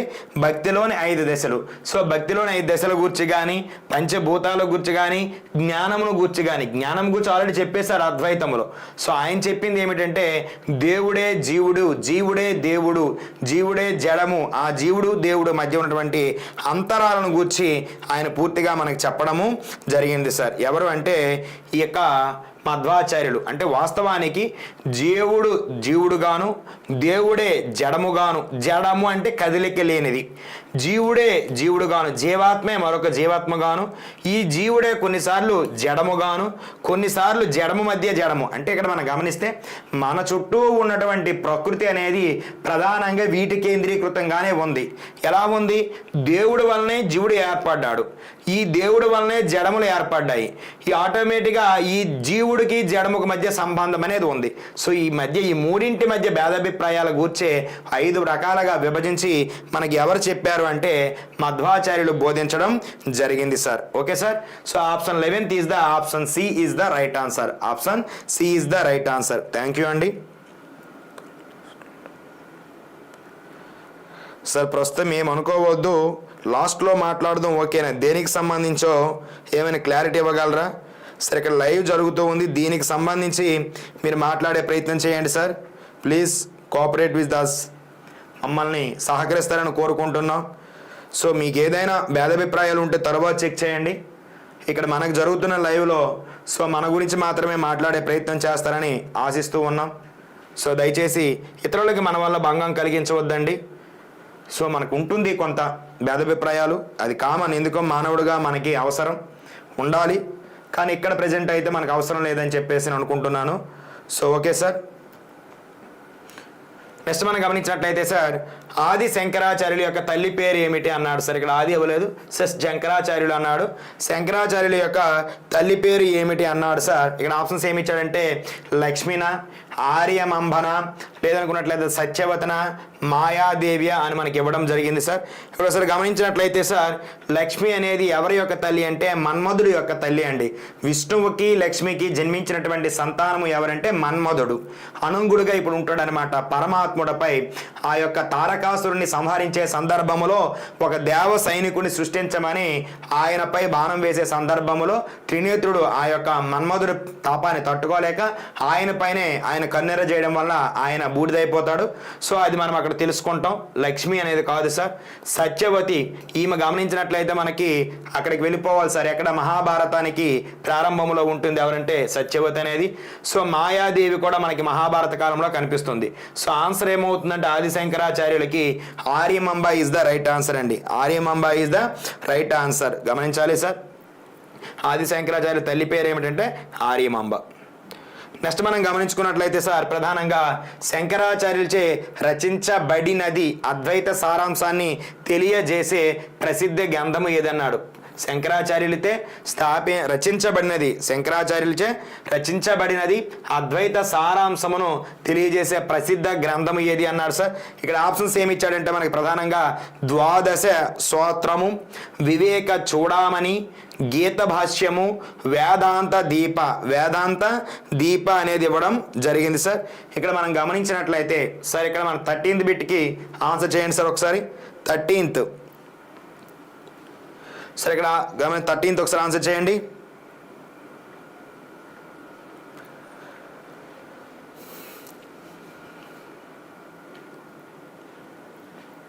సరే గమనిస్తే ఇక్కడ ఉండే ఈ 4గింటిలో వేదాంత దీపి అనేది అద్వైతమునకు కానీ ఆది శంకరాచార్యులకు కానీ సంబంధము లేదు సార్. ఈ వేదాంత దీపి అనేది ప్రధానంగా దేనికి సంబంధించినది అంటే రామానుజాచార్యులకు. దేనికండి? Yes sir, B is the right answer. But కొద్దిగా ఆప్షన్స్ చూసి మనం ఎందుకు వెళ్దాం. ఇక్కడ వేదాంత దీపి అనేది ఎవరికి సంబంధించినది అంటే రామానుజాచార్యులకు. సో అంటే ఇక్కడ మనకి శంకరాచార్యులు అన్నాడు కాబట్టి ఆటోమేటిక్గా option D is the eliminate అయిపోతుంది. సో ఇక్కడ ఆప్షన్ ఏబిసి 3 కూడా ఎవరివి అంటే శంకరాచార్యులవే, గమనించాలి సార్. కానీ ఏమన్నాడు మనకి అద్వైత సారాంశమని. సార్ ఈ క్రింది వాణిలో ఆది శంకరాచార్యులచే రచించబడినవి అన్నప్పుడు ఈ 3 అవుతాయి. మనకి ఇబ్బంది పెట్టాలనుకుంటే option AB, BC, CD, ABC ఇలా ఇవ్వచ్చు. లేదా సంబంధం లేనిది అంటే D is the right answer. కానీ మనకేమన్నాడు ఆది శంకరాచార్యులచే రచింపబడాలి, ఓకే వెరీ గుడ్, కానీ అద్వైత సారాంశాన్ని తెలియజేసేది అన్నాడు. సో ఇక్కడ గమనిస్తే ద్వాదశ స్తోత్రాలను రచించిన వాడు ఎవరంటే ఆది శంకరాచార్యులు. ఇక్కడ అనేక స్తోత్రాలు అంటే దేవికి సంబంధించి కానీ ఇతర దేవతలకు సంబంధించి కానీ ఆయన రాయడం జరిగింది. సో ఇక్కడ గీతా భాష్యము భగవద్గీతపై వ్యాఖ్యానాలు రచించిన వాడు అంటే ఇప్పుడు భగవద్గీతపై కొంత సారాంశాన్ని పూర్తి స్థాయిలో రాచింది ఎవరంటే గీతా భాష్యం అనే పేరుతో శంకరాచార్యులు. కాబట్టి ఇది కూడా కాదు సార్. వివేక చూడామణి అనేది వాస్తవానికి అద్వైత సారాంశాన్ని తెలియజేస్తున్న గ్రంథము. అద్వైత సారాంశాన్ని తెలియజేస్తున్న ప్రధాన గ్రంథము ఏది అంటే Viveka Chudamani. Sir 13th is the B is the right answer అండి. సరే గమనించాలి, కొంతమంది సి అని పెట్టారు, ముఖ్యంగా మా డాక్టర్ బాబు గారు. సరే సి అనేది గీతా భాష్యము భగవద్గీతపై వ్యాఖ్యానాలు రాయడము, దానికి సంబంధించిన ఆన్సర్ అవుతుందండి. భగవద్గీతపై గీతా భాష్యం అనేది రాయడం జరిగింది వ్యాఖ్యాన రూపంలో. సార్ నెక్స్ట్ ఈ క్రింది వాణిలో అద్వైతానికి సంబంధించి మరొక పేరు, అద్వైతమునకు మరో పేరు అడుగుతున్నాడు సార్ డైరెక్ట్గా. అద్వైతమునకు మరో పేరు ఏమంటున్నాడు? భేదవాదమా, ద్వైతవాదమా, అభేదవాదమా, భక్తివాదమా? భేదవాదమా, ద్వైతవాదమా, లేదనుకున్నట్లు ఏమడుగుతున్నాడు? అభేదవాదమా, భక్తివాదమా? సో ఒకసారి గమనించినట్లయితే ఆన్సర్ చేయండి సార్. 14th ఎస్ అండి నరేష్ గారు, వివేక్ చూడమని రైట్ ఆన్సర్. సరే ఇక్కడ మనం అడుగుతుంది 14th ఈ క్రింది వాణుల అద్వైతానికి సంబంధించి అద్వైతమునకు సంబంధించినటువంటి ఆప్షన్ అడుగుతా ఉన్నాం. సో భేదవాదము అంటే ప్రధానముగా భేదము అంటే భేదము ఉంది అని చెప్తుందా? ద్వైతవాదము 2 అంశాల గూర్చి ఇదేంటండి 2 అంశాల గూర్చి చెప్తుందా? భక్తివాదము అంటే భక్తిని గూర్చి చెప్తుందా? ఈ 3 కాదు సార్. గమనిస్తే ఈ క్రింది వాణిలో అద్వైతానికి సంబంధించిన మరొక పేరు అంటే అభేదవాదము. మనం ఏదైతే జీవాత్మ పరమాత్మ అని చెప్తున్నామో ఆ 2 ఒకటి కాదు. మనకు కనిపిస్తున్నదంతా మాయే, నిత్యము సత్యమైనది ఉంది. ఇది ఆటోమేటిక్గా ఇది ఒకటే. జీవాత్మ పరమాత్మ ఒకటే అని చెప్తుంది. ఏదంటే అభేదవాదం, రెండింటికి భేదం లేదని చెప్తుంది. సో ఇక్కడ 14th is the C is the right answer sir. భేదవాదము 2 ద్వైత, ఇక్కడ సి మినహాయించి మిగతా 3 కూడా ద్వైత సిద్ధాంతానికి సంబంధించినవి. భేదభాగం ఉంది, జీవాత్మ పరమాత్మ వేరని చెప్తుంది. అదే ద్వైతము ప్రధానంగా దేన్ని ప్రబోధించింది? భక్తిని, జ్ఞానమును ప్రబోధించినది అద్వైతము, భక్తిని ప్రబోధించినది ద్వైతము. Okay sir.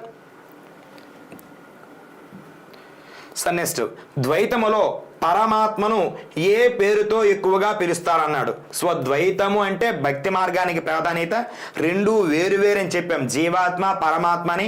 మరి ఇప్పుడు ఏదైతే పరమాత్మ ఉన్నాడో ఆ పరమాత్మనే ఎక్కువగా ఏ పేరుతో మనం పిలుస్తున్నాము అని మనకు అడగడం జరిగింది సార్. 15th ఆన్సర్ చేయండి సార్ ఒకసారి. 15th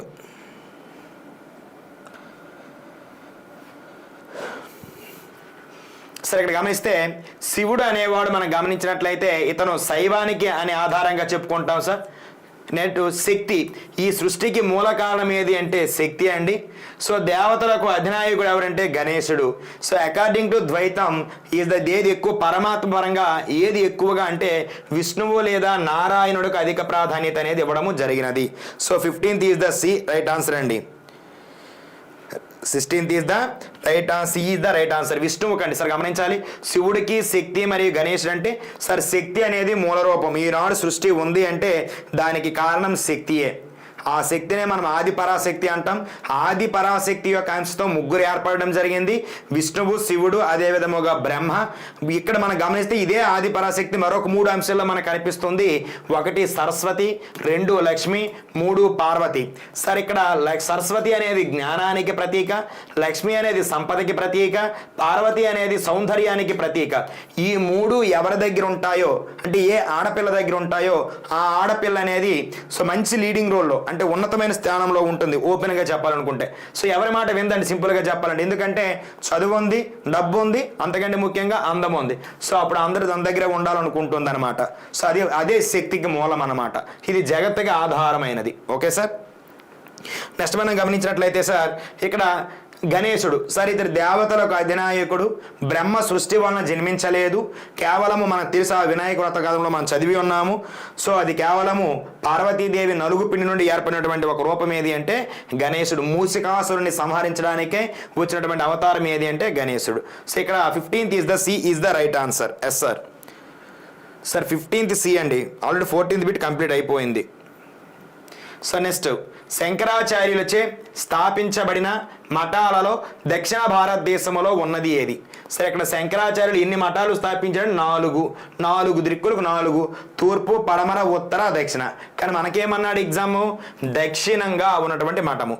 సో ఇక్కడ మనకి 4 కూడా బదిరి, పూరి, శృంగేరి, ద్వారక, ఈ 4 మఠాలు కూడా ఎవరిచే స్థాపించబడ్డాయంటే ఆది శంకరాచార్యులచే స్థాపించబడ్డాయి. బాగానే ఉంది. కానీ మనకేమడిగాడు?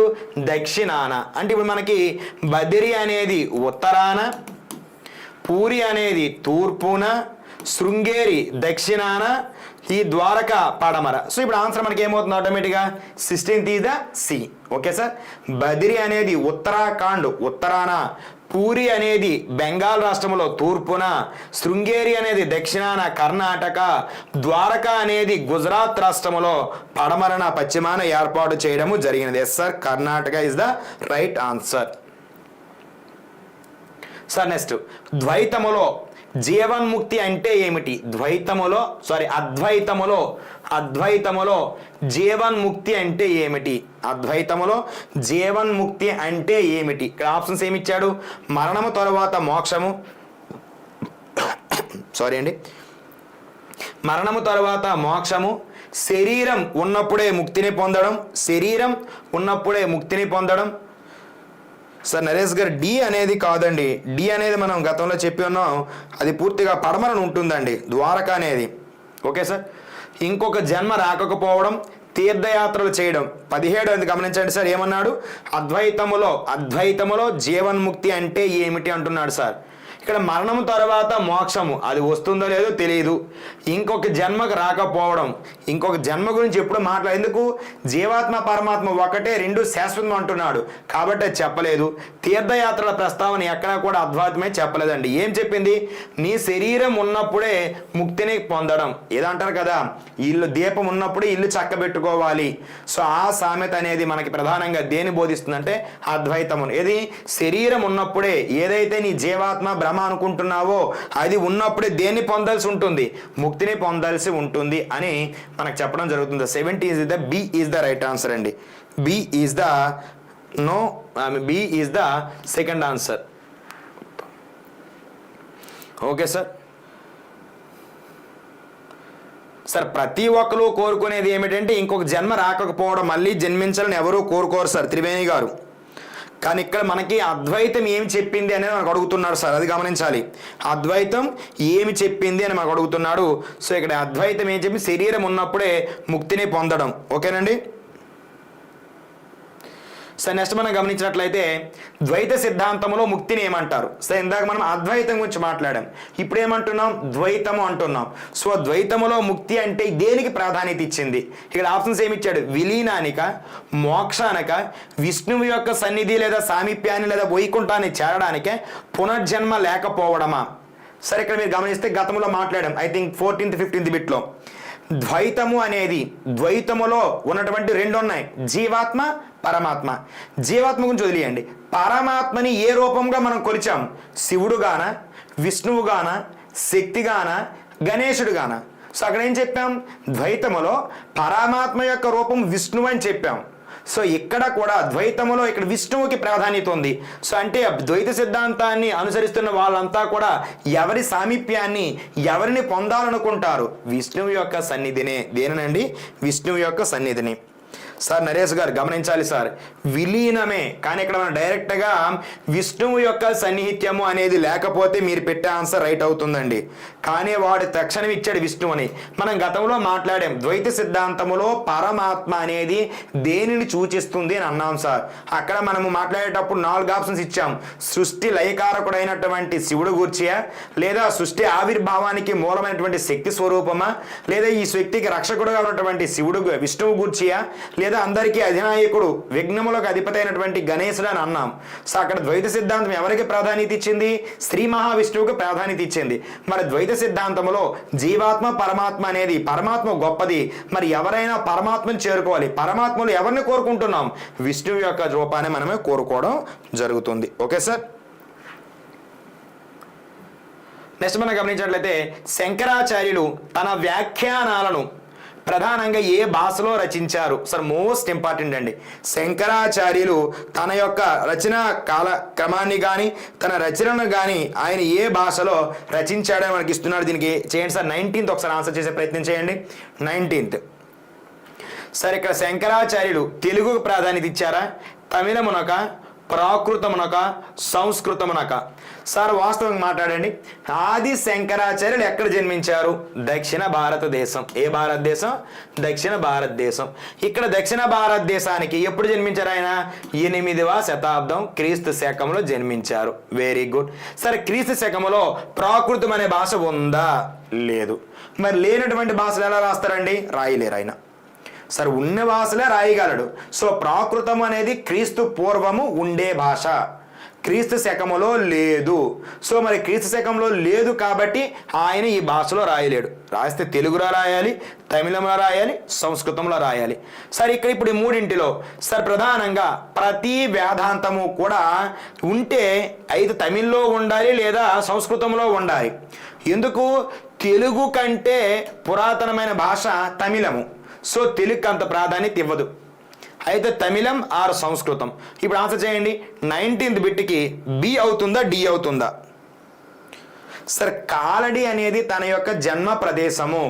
సో కేరళ రాష్ట్రము. మలయాళము అయితే ఓకే సార్, ఇక్కడ మలయాళానికి ప్రాధాన్యత ఇవ్వలేదు. సో తన యొక్క భాష్యాలన్నీ కూడా సంస్కృతములో రాయబడ్డాయి. సంస్కృతములో రాయబడ్డాయి. తన యొక్క జన్మస్థలం అయితే కేరళ సార్, మీరు చెప్పింది రైటే. కానీ వాడు ఏ భాషలో అన్నాడు సార్? సంస్కృతం is the right answer. Okay sir. Next గమనిస్తే ఆది శంకరాచార్యులు ఎక్కడ జన్మించారు? ఆది శంకరాచార్యులు ఎక్కడ జన్మించారు అన్నాడు సార్. ఆప్షన్ ఏ కాశీనా, మధురనా, కేరళలోని కాలడినా, బద్రీనాథ? ఒకసారి గమనించండి సార్. ఇక్కడ డైరెక్ట్ తెలుసండి, ఆది శంకరాచార్యులు కేరళ రాష్ట్రంలోని కాలడి అనే ప్రాంతంలో జన్మించారు. బద్రీనాథ్ ఉత్తరాఖండ్లో ఉత్తరాన ఏర్పాటు చేసిన ఒక శక్తి పీఠము. అదేవిధంగా గమనిస్తే మధుర అనేది కృష్ణుడు యొక్క జన్మస్థలము. ఆది శంకరాచార్యులు కాదు, కృష్ణుడు జన్మించిన నగరం ఏదంటే మధుర. కాశీ అనేది జ్ఞాన కేంద్రము. ఏదండి? జ్ఞాన కేంద్రముగా ఉద్దెల్లడం జరిగింది. ఇది ఆది శంకరాచార్యులు ఎక్కడ జన్మించారంటే కేరళలో జన్మించారు. బద్రీనాథులు ఆయన ఒక శక్తిపీఠాన్ని ఏర్పాటు చేయడం జరిగింది. మధుర అనేది శ్రీకృష్ణుడి యొక్క జన్మస్థలము. కాశీ లేదా వారణాసి అనేది జ్ఞానం యొక్క కేంద్రము. సో గమనించినట్లయితే నెక్స్ట్ సరే, మనకి పిఆర్ ప్లాట్ఫామ్ అనేది ప్రస్తుతానికి మనకి అన్ని కోర్సులపై కూడా సుమారుగా 50%తో ఉంది సార్. ముఖ్యంగా మన ఎండోమెంట్కి సంబంధించినటువంటి సూపర్ ఫీచర్స్తో లేటెస్ట్ క్లాసులతో మనకి అందరికీ మన ముందుకు చాలా తక్కువ కాస్ట్గా రావడం జరిగింది. సో రేపటి నుండి అనగా ఇవాళ సాయంత్రం నుండి దీనిలో మార్పులు వస్తాయి అన్నట్లుగా మేనేజ్మెంట్ తెలియజేయడం జరిగింది. సో విద్యార్థులు ఎవరైనా ఉన్నట్లయితే ఇంతవరకు కూడా ఆర్థికంగా సహాయం చేయాలని ఒకే ఒక గొప్ప ఉద్దేశంతో ఉంచడం జరిగింది. కానీ మెయింటెనెన్స్ కొద్దిగా ఇబ్బంది అవుతుంది. సో అనే ఉద్దేశంతో మళ్ళీ పూర్వస్థితికి తేవాలని పిఆర్ మేనేజ్మెంట్ అనేది భావిస్తూ ఉంది సార్. సో ఎవరైనా విద్యార్థులు ఉన్నట్లయితే ఇవి తీసుకోవాలనుకున్నట్లయితే ఇవాళ సాయంత్రంలో పర్చేజ్ చేసే ప్రయత్నం చేయండి సార్.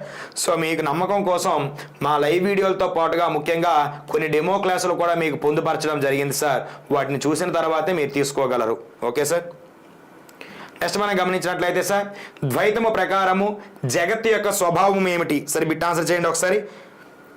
ద్వైతము ప్రకారము జగత్తు యొక్క స్వభావము ఏమిటి? ఎస్ అండి త్రివేణి గారు. 1782, 8020 32 ఇయర్స్ ఉన్నారు. 8th సెంచరీ ఆల్రెడీ బిట్ మనం గతంలో చేసేసాం. ఇప్పుడు మనం అడుగుతుంది ఏమిటంటే ద్వైతము ప్రకారము జగత్తు యొక్క స్వభావము ఏమిటి? 21th చేయండి సార్. మిథ్యన, సత్యము మరియు శాశ్వతమా, కేవలం దేవుని కళ, క్షణికము కానీ సత్యము కాదు, క్షణికము కానీ సత్యము కాదు అని ఆప్షన్స్ ఇవ్వడం జరిగింది సార్. 21th ఒకసారి చేయండి సార్. సార్, మిథ్య లేదా భ్రమ అని చెప్పింది ఎవరంటే అద్వైతము. అద్వైతం ఎప్పుడు కూడా జగత్ మిథ్య అని చెప్తూ ఉంది. సో అది కాదు. నెక్స్ట్ ఏమేమన్నాం ఇక్కడ? కేవలం దేవుని కళ అని అడుగుతున్నాం సార్. ఇది తత్వశాస్త్రం పరంగా ఇది మరొక భావనకి వెళ్ళిపోతుంది, కానీ ద్వైతం గురించి మాట్లాడలేదు. సత్యము కాదు అంటున్నాం. సత్యము కాదు అని బోధించింది అద్వైతము. సో ఏమంటున్నా? ద్వైతము ప్రకారము జగత్ అనేది సత్యము మరియు శాశ్వతం. పరమాత్మకి ఎంతటి శక్తి ఉన్నదో, ఏ స్థాయి ఉన్నదో, జీవాత్మకు కూడా ఈ జగత్తుకు కూడా అంతే శక్తి ఉంది అని నమ్మినటువంటి తత్వం ఏది అంటే ద్వైతము. So 21th is B is the right answer. Madam గారు డి కాదండి సార్. డి అనేది కాదు, క్షణికము కాదు. ఓకే, కానీ సత్యము కాదు అన్నాడు. సత్యము కాదు అని చెప్తుంది ఎవరంటే అద్వైతము, మిథ్య అని. కానీ ద్వైతములో పరమాత్మ, జీవాత్మ, శాశ్వతాలు, సత్యాలు. కాబట్టి answer is the B is the right answer. Next, అద్వైతము ప్రకారము బ్రహ్మ యొక్క స్వభావం ఏమిటి? అద్వైతము ప్రకారము బ్రహ్మ యొక్క స్వభావము ఏమిటి అన్నాడు. ఎందుకు? మనకి సృష్టికర్త బ్రహ్మ, మరి అతను ఏం చెప్తున్నాడు, అతని యొక్క విధానం ఎలా ఉంది అని మనకు అడుగుతూ ఉన్నాడు సార్. 22nd బిట్ ఒకసారి చూడండి సార్. అద్వైతము ప్రకారము బ్రహ్మ యొక్క స్వభావం ఏమిటి? అద్వైతము ప్రకారము బ్రహ్మ యొక్క స్వభావం ఏమిటి? సరే, ఆన్సర్ చేయండి సార్. 22nd.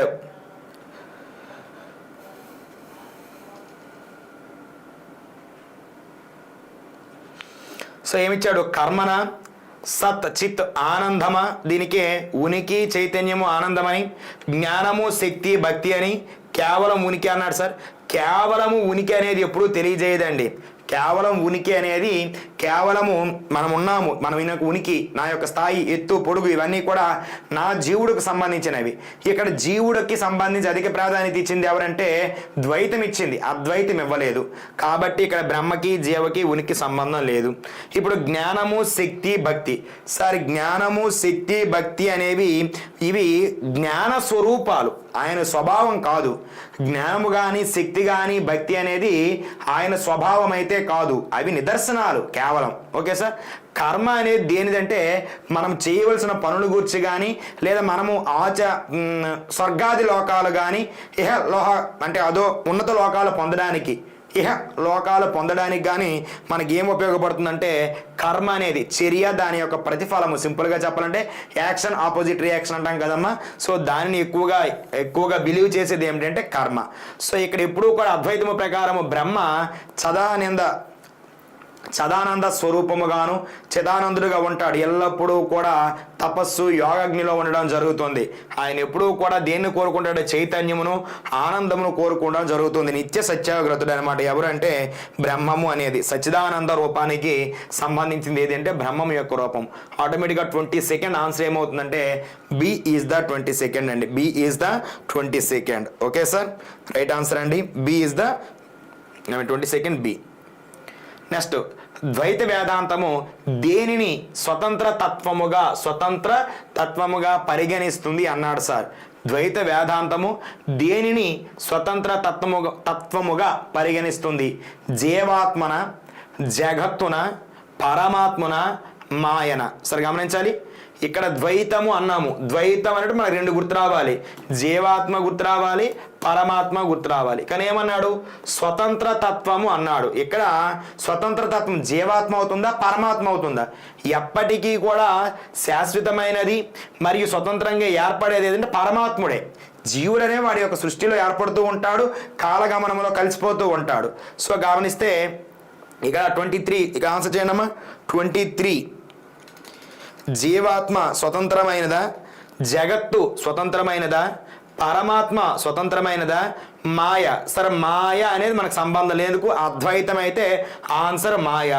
రెండోది స్వతంత్రతత్వం మాయకు లేదు, అది మన వలన ఏర్పడుతుంది.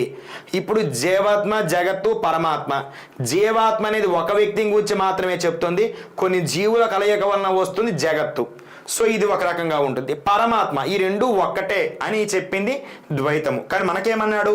ఈ రెండింటిలో స్వతంత్రంగా స్వేచ్ఛగా తిరిగేది అని అడిగాడు సార్. ఎల్లప్పుడూ స్వేచ్ఛ స్వతంత్రాలతో ఉండేది ఎవరంటే పరమాత్ముడే, విష్ణువే, పరమాత్ముడే. జీవాత్మ లేదా జగత్ అనేది ఎల్లప్పుడూ కూడా భక్తుడికి భగవంతుడికి మధ్య మారుతూ ఉంటుంది. ఎల్లప్పుడూ జగత్ అనేది భక్తికి ఆధీనము, భక్తి ఎల్లప్పుడూ పరమాత్మకు ఆధీనములో ఉండడం జరుగుతుంది. ఆటోమేటిక్గా పరమాత్మ కంట్రోల్ ఇవన్నీ ఉంటాయి. కాబట్టి స్వతంత్రమైన చరంగా స్వతంత్రమైనటువంటి తత్వముగా దేన్ని చెప్పడం జరుగుతుందంటే పరమాత్మని చెప్పడం జరుగుతుంది. నెక్స్ట్ అద్వైతము ప్రకారము అహం బ్రహ్మస్మి, నేనే బ్రహ్మను అనే మహావాక్యము దేనిని తెలియజేస్తుంది అన్నాడు సార్. ఇక్కడ గమనించాలి, అద్వైతము ప్రకారం అహం బ్రహ్మస్మి, నేనే బ్రహ్మను అనే మహావాక్యము దేనిని తెలియజేస్తుంది అన్నాడు సార్. 24th ఆన్సర్ చేయండి సార్.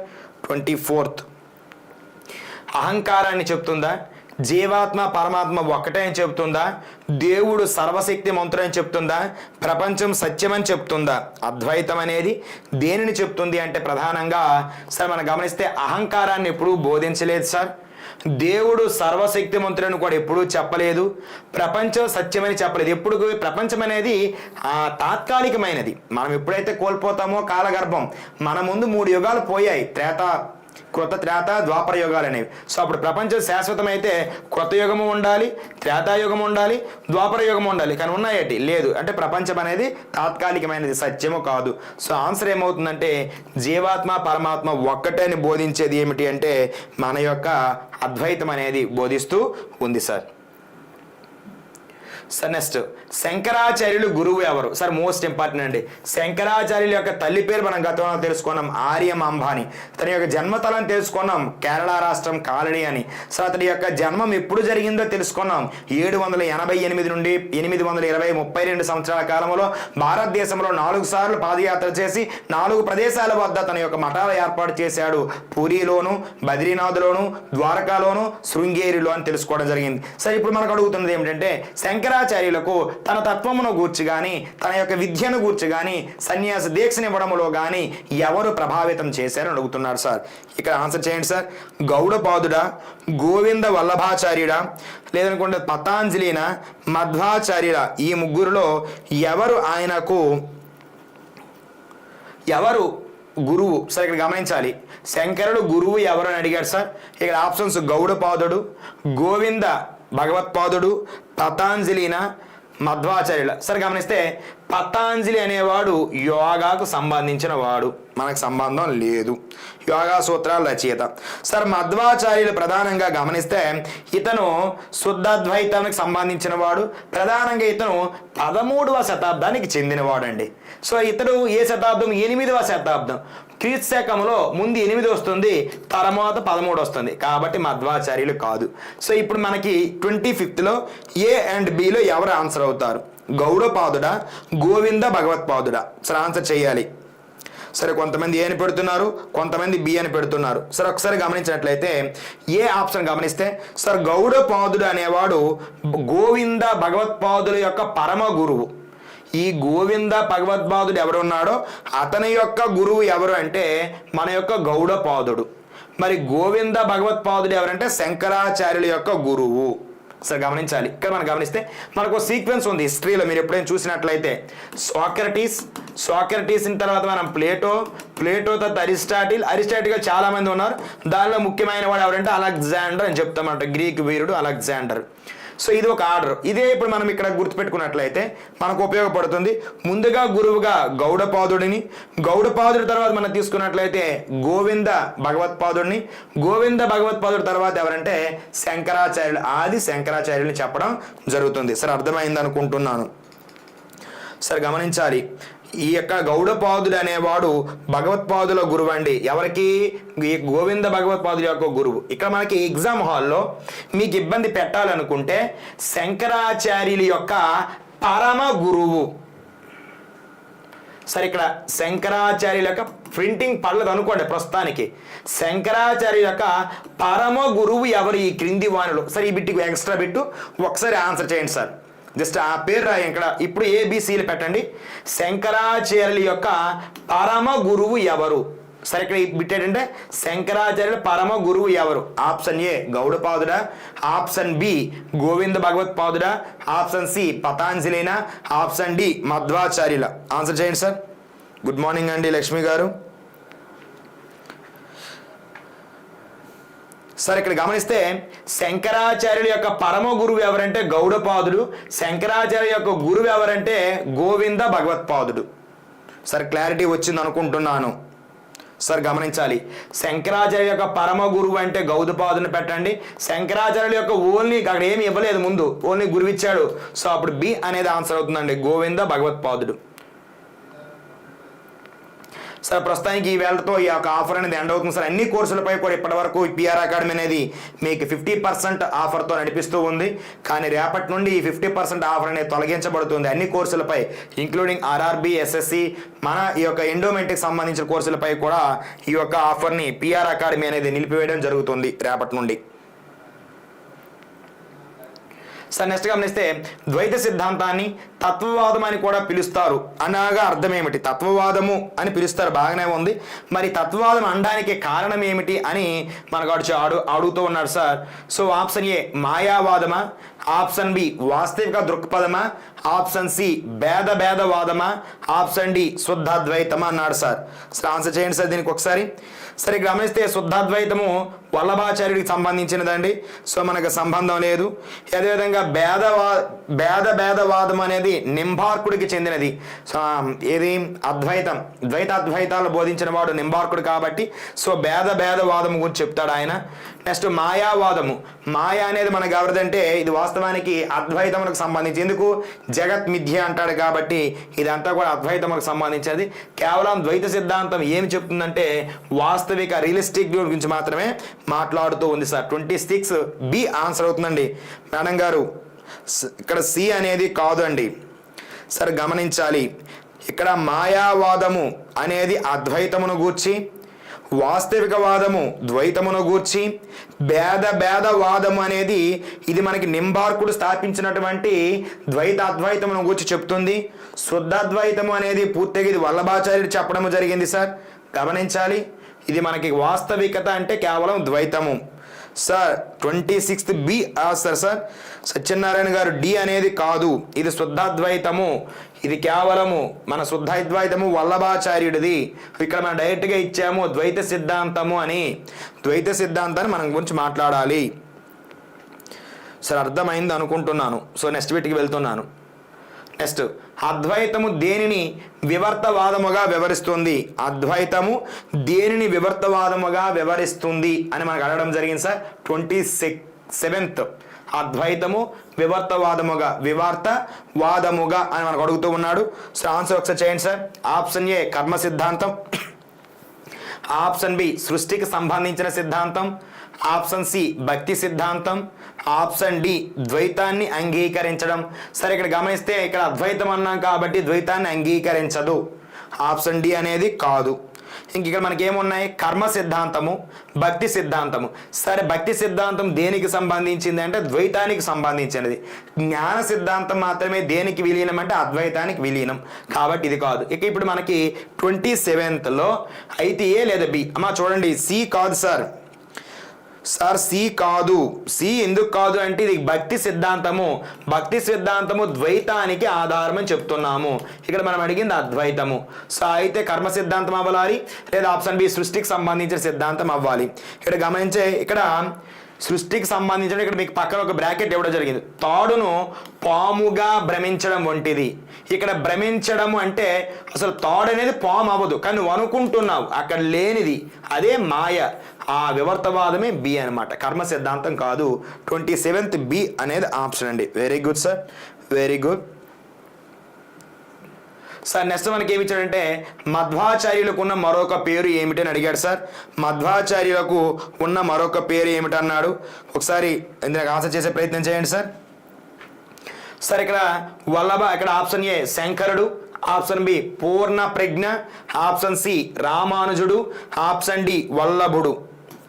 సార్ మధ్వాచార్యులకు ఉన్న మరొక పేరు ఏమిటి అని అడిగాడు సార్. ఆప్షన్ ఏ శంకరుడు, option B Purna Prajna, option C రామానుజుడు, ఆప్షన్ డి వల్లభుడు అని ఇవ్వడం జరిగింది సార్. 28 ఒకసారి ఆన్సర్ చేయండి సార్. 28 కొద్దిగా ఆన్సర్ చేయండి సార్. గమనించాలి, శంకరుడు అనేది ఆది శంకరాచార్యులు పిలిచే పేరండి. రామానుజాచార్యులు అంటే మన అందరికీ తెలుసు, ఈ రామానుజాచార్యులు విశిష్ట అద్వైతాన్ని బోధించడం జరిగింది. వల్లభాచార్యుడు మన అందరికీ తెలుసండి, శుద్ధాద్వైతమును స్థాపించిన వాడు. సో ఇక్కడ మిగిలిపోయిన ఆన్సర్ ఏమవుతుంది? పూర్ణ ప్రజ్ఞ అనేది ఎవరికి పేరంటే మధ్వాచార్య. సార్ 20 నరేష్ గారు, రామానుజాచార్యులు విశిష్ట అద్వైతమును చెప్పడము జరిగినది. మనకు అడిగింది మధ్వాచార్యులు గూర్చి. మధ్వాచార్యులు పేరు ఏమిటంటే పూర్ణ ప్రజ్ఞ. సరే, వల్లభాచార్యుడు అనేవాడు మనం గమనిస్తే శుద్ధాద్వైతమును బోధించాడు. శుద్ధ అద్వైతమును. సత్యనారాయణ గారు చూడండి. నెక్స్ట్, శంకరాచార్యులు దేశం నలుదిక్కులలో స్థాపించిన మఠాలు దేనిని సూచిస్తాయి? సరే, ఇప్పుడు మనం చెప్పాము ఆల్రెడీ, 4 సార్లు తిరిగి 4 దిక్కులలో 4 మఠాలు స్థాపించిన వాడు శంకరాచార్యులు అన్నాం. బాగానే ఉంది. మరి శంకరాచార్యులు ఏమి చారిత్రక ప్రదేశాలను తక్కువగా ఉన్నాయి స్థాపించాడా? వివిధ దేవతలకు నివాళులు ఇవ్వడానికి స్థాపించాడా? భారతదేశంలో సనాతన ధర్మాన్ని విస్తరించడము మరియు ఏకీకృతం చేయడమా? 4 మఠాలు 4 వేదాలకి దర్శనగా ఉంచాడా? సార్ ఆన్సర్ చేయండి సార్. ఇక్కడ 29th అనేది ఆన్సర్ చేయాల్సి ఉంటుంది సార్. సరే, ఇక్కడ గమనిస్తే మఠాలు అనేవి చారిత్రకమైనప్పటికీ కూడా వాటి యొక్క ఉద్దేశం అది కాదు చారిత్రక ప్రదేశాలుగా ఉండాలి, రక్షించాలని. వివిధ దేవతలకు నివాళి ఇవ్వాలంటే టెంపుల్ కడితే సరిపోతుంది కదా, ఏ దేవతను కూర్చో, అందుకు కాదు. 4 వేదాలకు సంబంధించి కాదు సార్. ఆయన యొక్క ఉద్దేశం ఏమిటంటే భారతదేశం అంతా పాదయాత్ర చేయడానికి ప్రధాన కారణం భారతదేశంలో సనాతన సాంప్రదాయాన్ని, అంటే చాలామంది ఆ రోజుల్లో కర్మ సిద్ధాంతం అని యువతీ యువకులని బద్దకోస్తులు చేస్తున్న రోజుల్లో ఇలా అయితే భారతదేశం ముందుకు వెళ్ళదు అనే ఉద్దేశంతో ఈ యొక్క అద్వైతము, సనాతన సాంప్రదాయము, సంస్కృతి సంప్రదాయాలని విస్తరింపచేయడానికి, వ్యాపింపచేయడానికి మాత్రమే భారతదేశంలో ఆయన తిరగడం జరిగింది sir. 29th is the right answer sir. Last and bit అండి. ద్వైత సిద్ధాంతం ప్రకారము జీవులు ఎన్ని రకాలు? ద్వైత సిద్ధాంతం అనగా 2. ఏంటి? జీవాత్మ పరమాత్మ. జీవాత్మ పరముగా మనకి, లేదా ఈ పరమాత్మ పరముగా, లేదా జీవాత్మ పరమాత్మ కలిపి పరంగా జీవులు ఎన్ని రకాలు? 2 రకాల, 3 రకాల? అదే విధముగా గమనించినట్లయితే 1, 5. ఇక్కడ ఆప్షన్స్ గమనించండి సార్. జీవాత్మ అనేది ఎల్లప్పుడూ కూడా ఎన్ని రకాలుగా ఉంటుంది సార్ అంటే 3 రకాలుగా ఉంటుందండి. ఎందుకు అంటే సార్ ఇక్కడ సార్ 3 రకాలుగా ఉంటుంది. మానవుడు అంటే గుణమును బట్టి విభజించడం జరుగుతుంది. ఇక్కడ మనకి ఎలా ఉంటాయంటే సాత్విక, రజో, తామస గుణాలు ఉంటాయండి. సాత్విక, రజో, తామస గుణాలను ఆధారంగా చేసుకొని జీవుల్ని ఎన్ని రకాలుగా చెప్తామంటే 3 రకాలుగా చెప్పడం జరుగుతుందండి. సో సాత్వికుడు ఎల్లప్పుడూ దేవుని పాదాలు ఉంటుంటాడు. రజోగుణం అప్పటికి కొద్దిగా అటు ఇటుగా ఉంటాడు. ఈ తమో గుణం వీళ్ళు ఎల్లప్పుడూ కూడా కామవాంఛలతోనే ఉంటాడు అనమాట. కామము ఇన్ ద సెన్స్ కోరికలతో ఉంటాడనమాట. సో ఆ 3 రకాలుగా ఏది చెప్పిందంటే ద్వైత సిద్ధాంతం అనేది మనకు చెప్పడం జరిగింది sir. 30th B is the right answer sir. ఇక్కడ 3 రకాలుగా ఉంటుంది. ఎన్ని రకాలుగా? 3 రకాలుగా ఉంటుంది. సాత్విక, రజో, తామస గుణాలు అని మనకి ప్రస్తావన అండి. సి అనేది 1 కాదు సార్, ఎప్పుడు కూడా జీవులు అనేవి గమనించాలి సార్. ఈ రోజుకి ఈ సెషన్ అనేది కంప్లీట్ అవుతుంది సార్. మళ్ళీ రేపటి సెషన్లో మళ్ళీ మనం కలుద్దాం, ఓకేనండి. సో ఒకసారి గమనించండి సార్ అభ్యర్థులంతా కూడా, ఈ రోజుతో మనకి ఈ యొక్క ఆఫర్ అనేది పిఆర్ అకాడమీ ప్రస్తుతం అందిస్తున్నటువంటి ఈ యొక్క 50% ఆఫర్ అనేది ఎండోమెంట్ కోర్సు విషయంలో కానీ ఇతర కోర్సుల్లో కానీ ప్రస్తుతానికి అది మనకి ఈ రోజుతో ఎండ్ అవుతుంది సార్. ఇది మేనేజ్మెంట్ మీ దృష్టికి తీసుకురమ్మంది కాబట్టి so me friends and family మెంబర్స్కి షేర్ చేయగలరు. సో అదేవిధంగా దానికి సంబంధించి ప్రతి కోర్సులో మనకి demo videos and demo test సిరీస్లు కూడా మనం ఇవ్వడం జరిగింది. సో మా నాణ్యత ఏమిటి, మా క్వాంటిటీని మీరు చెక్ చేసుకోవాలన్నా మాకు ఎటువంటి అబ్జెక్షన్ అనేది లేదు అనడానికి చెప్తూ ఉన్నాం. ఓకే సార్, థ్యాంక్ యూ అండి. So thank you sir. So మళ్ళీ రేపటి క్లాస్లో 9:30 మీరంతా వస్తారని ఆశిస్తూ ఉన్నాం. సో మీరంతా కూడా ఈ వీడియోని మీ స్టేటస్లో షేర్ చేసి 10 మందికి తెలియజేస్తారని కోరుతూ ఉన్నాం. ఒక రకంగా మా మేనేజ్మెంట్కి మీరు సహకరించాలని ఆశిస్తూ ఉన్నాం sir. Thank you so much sir.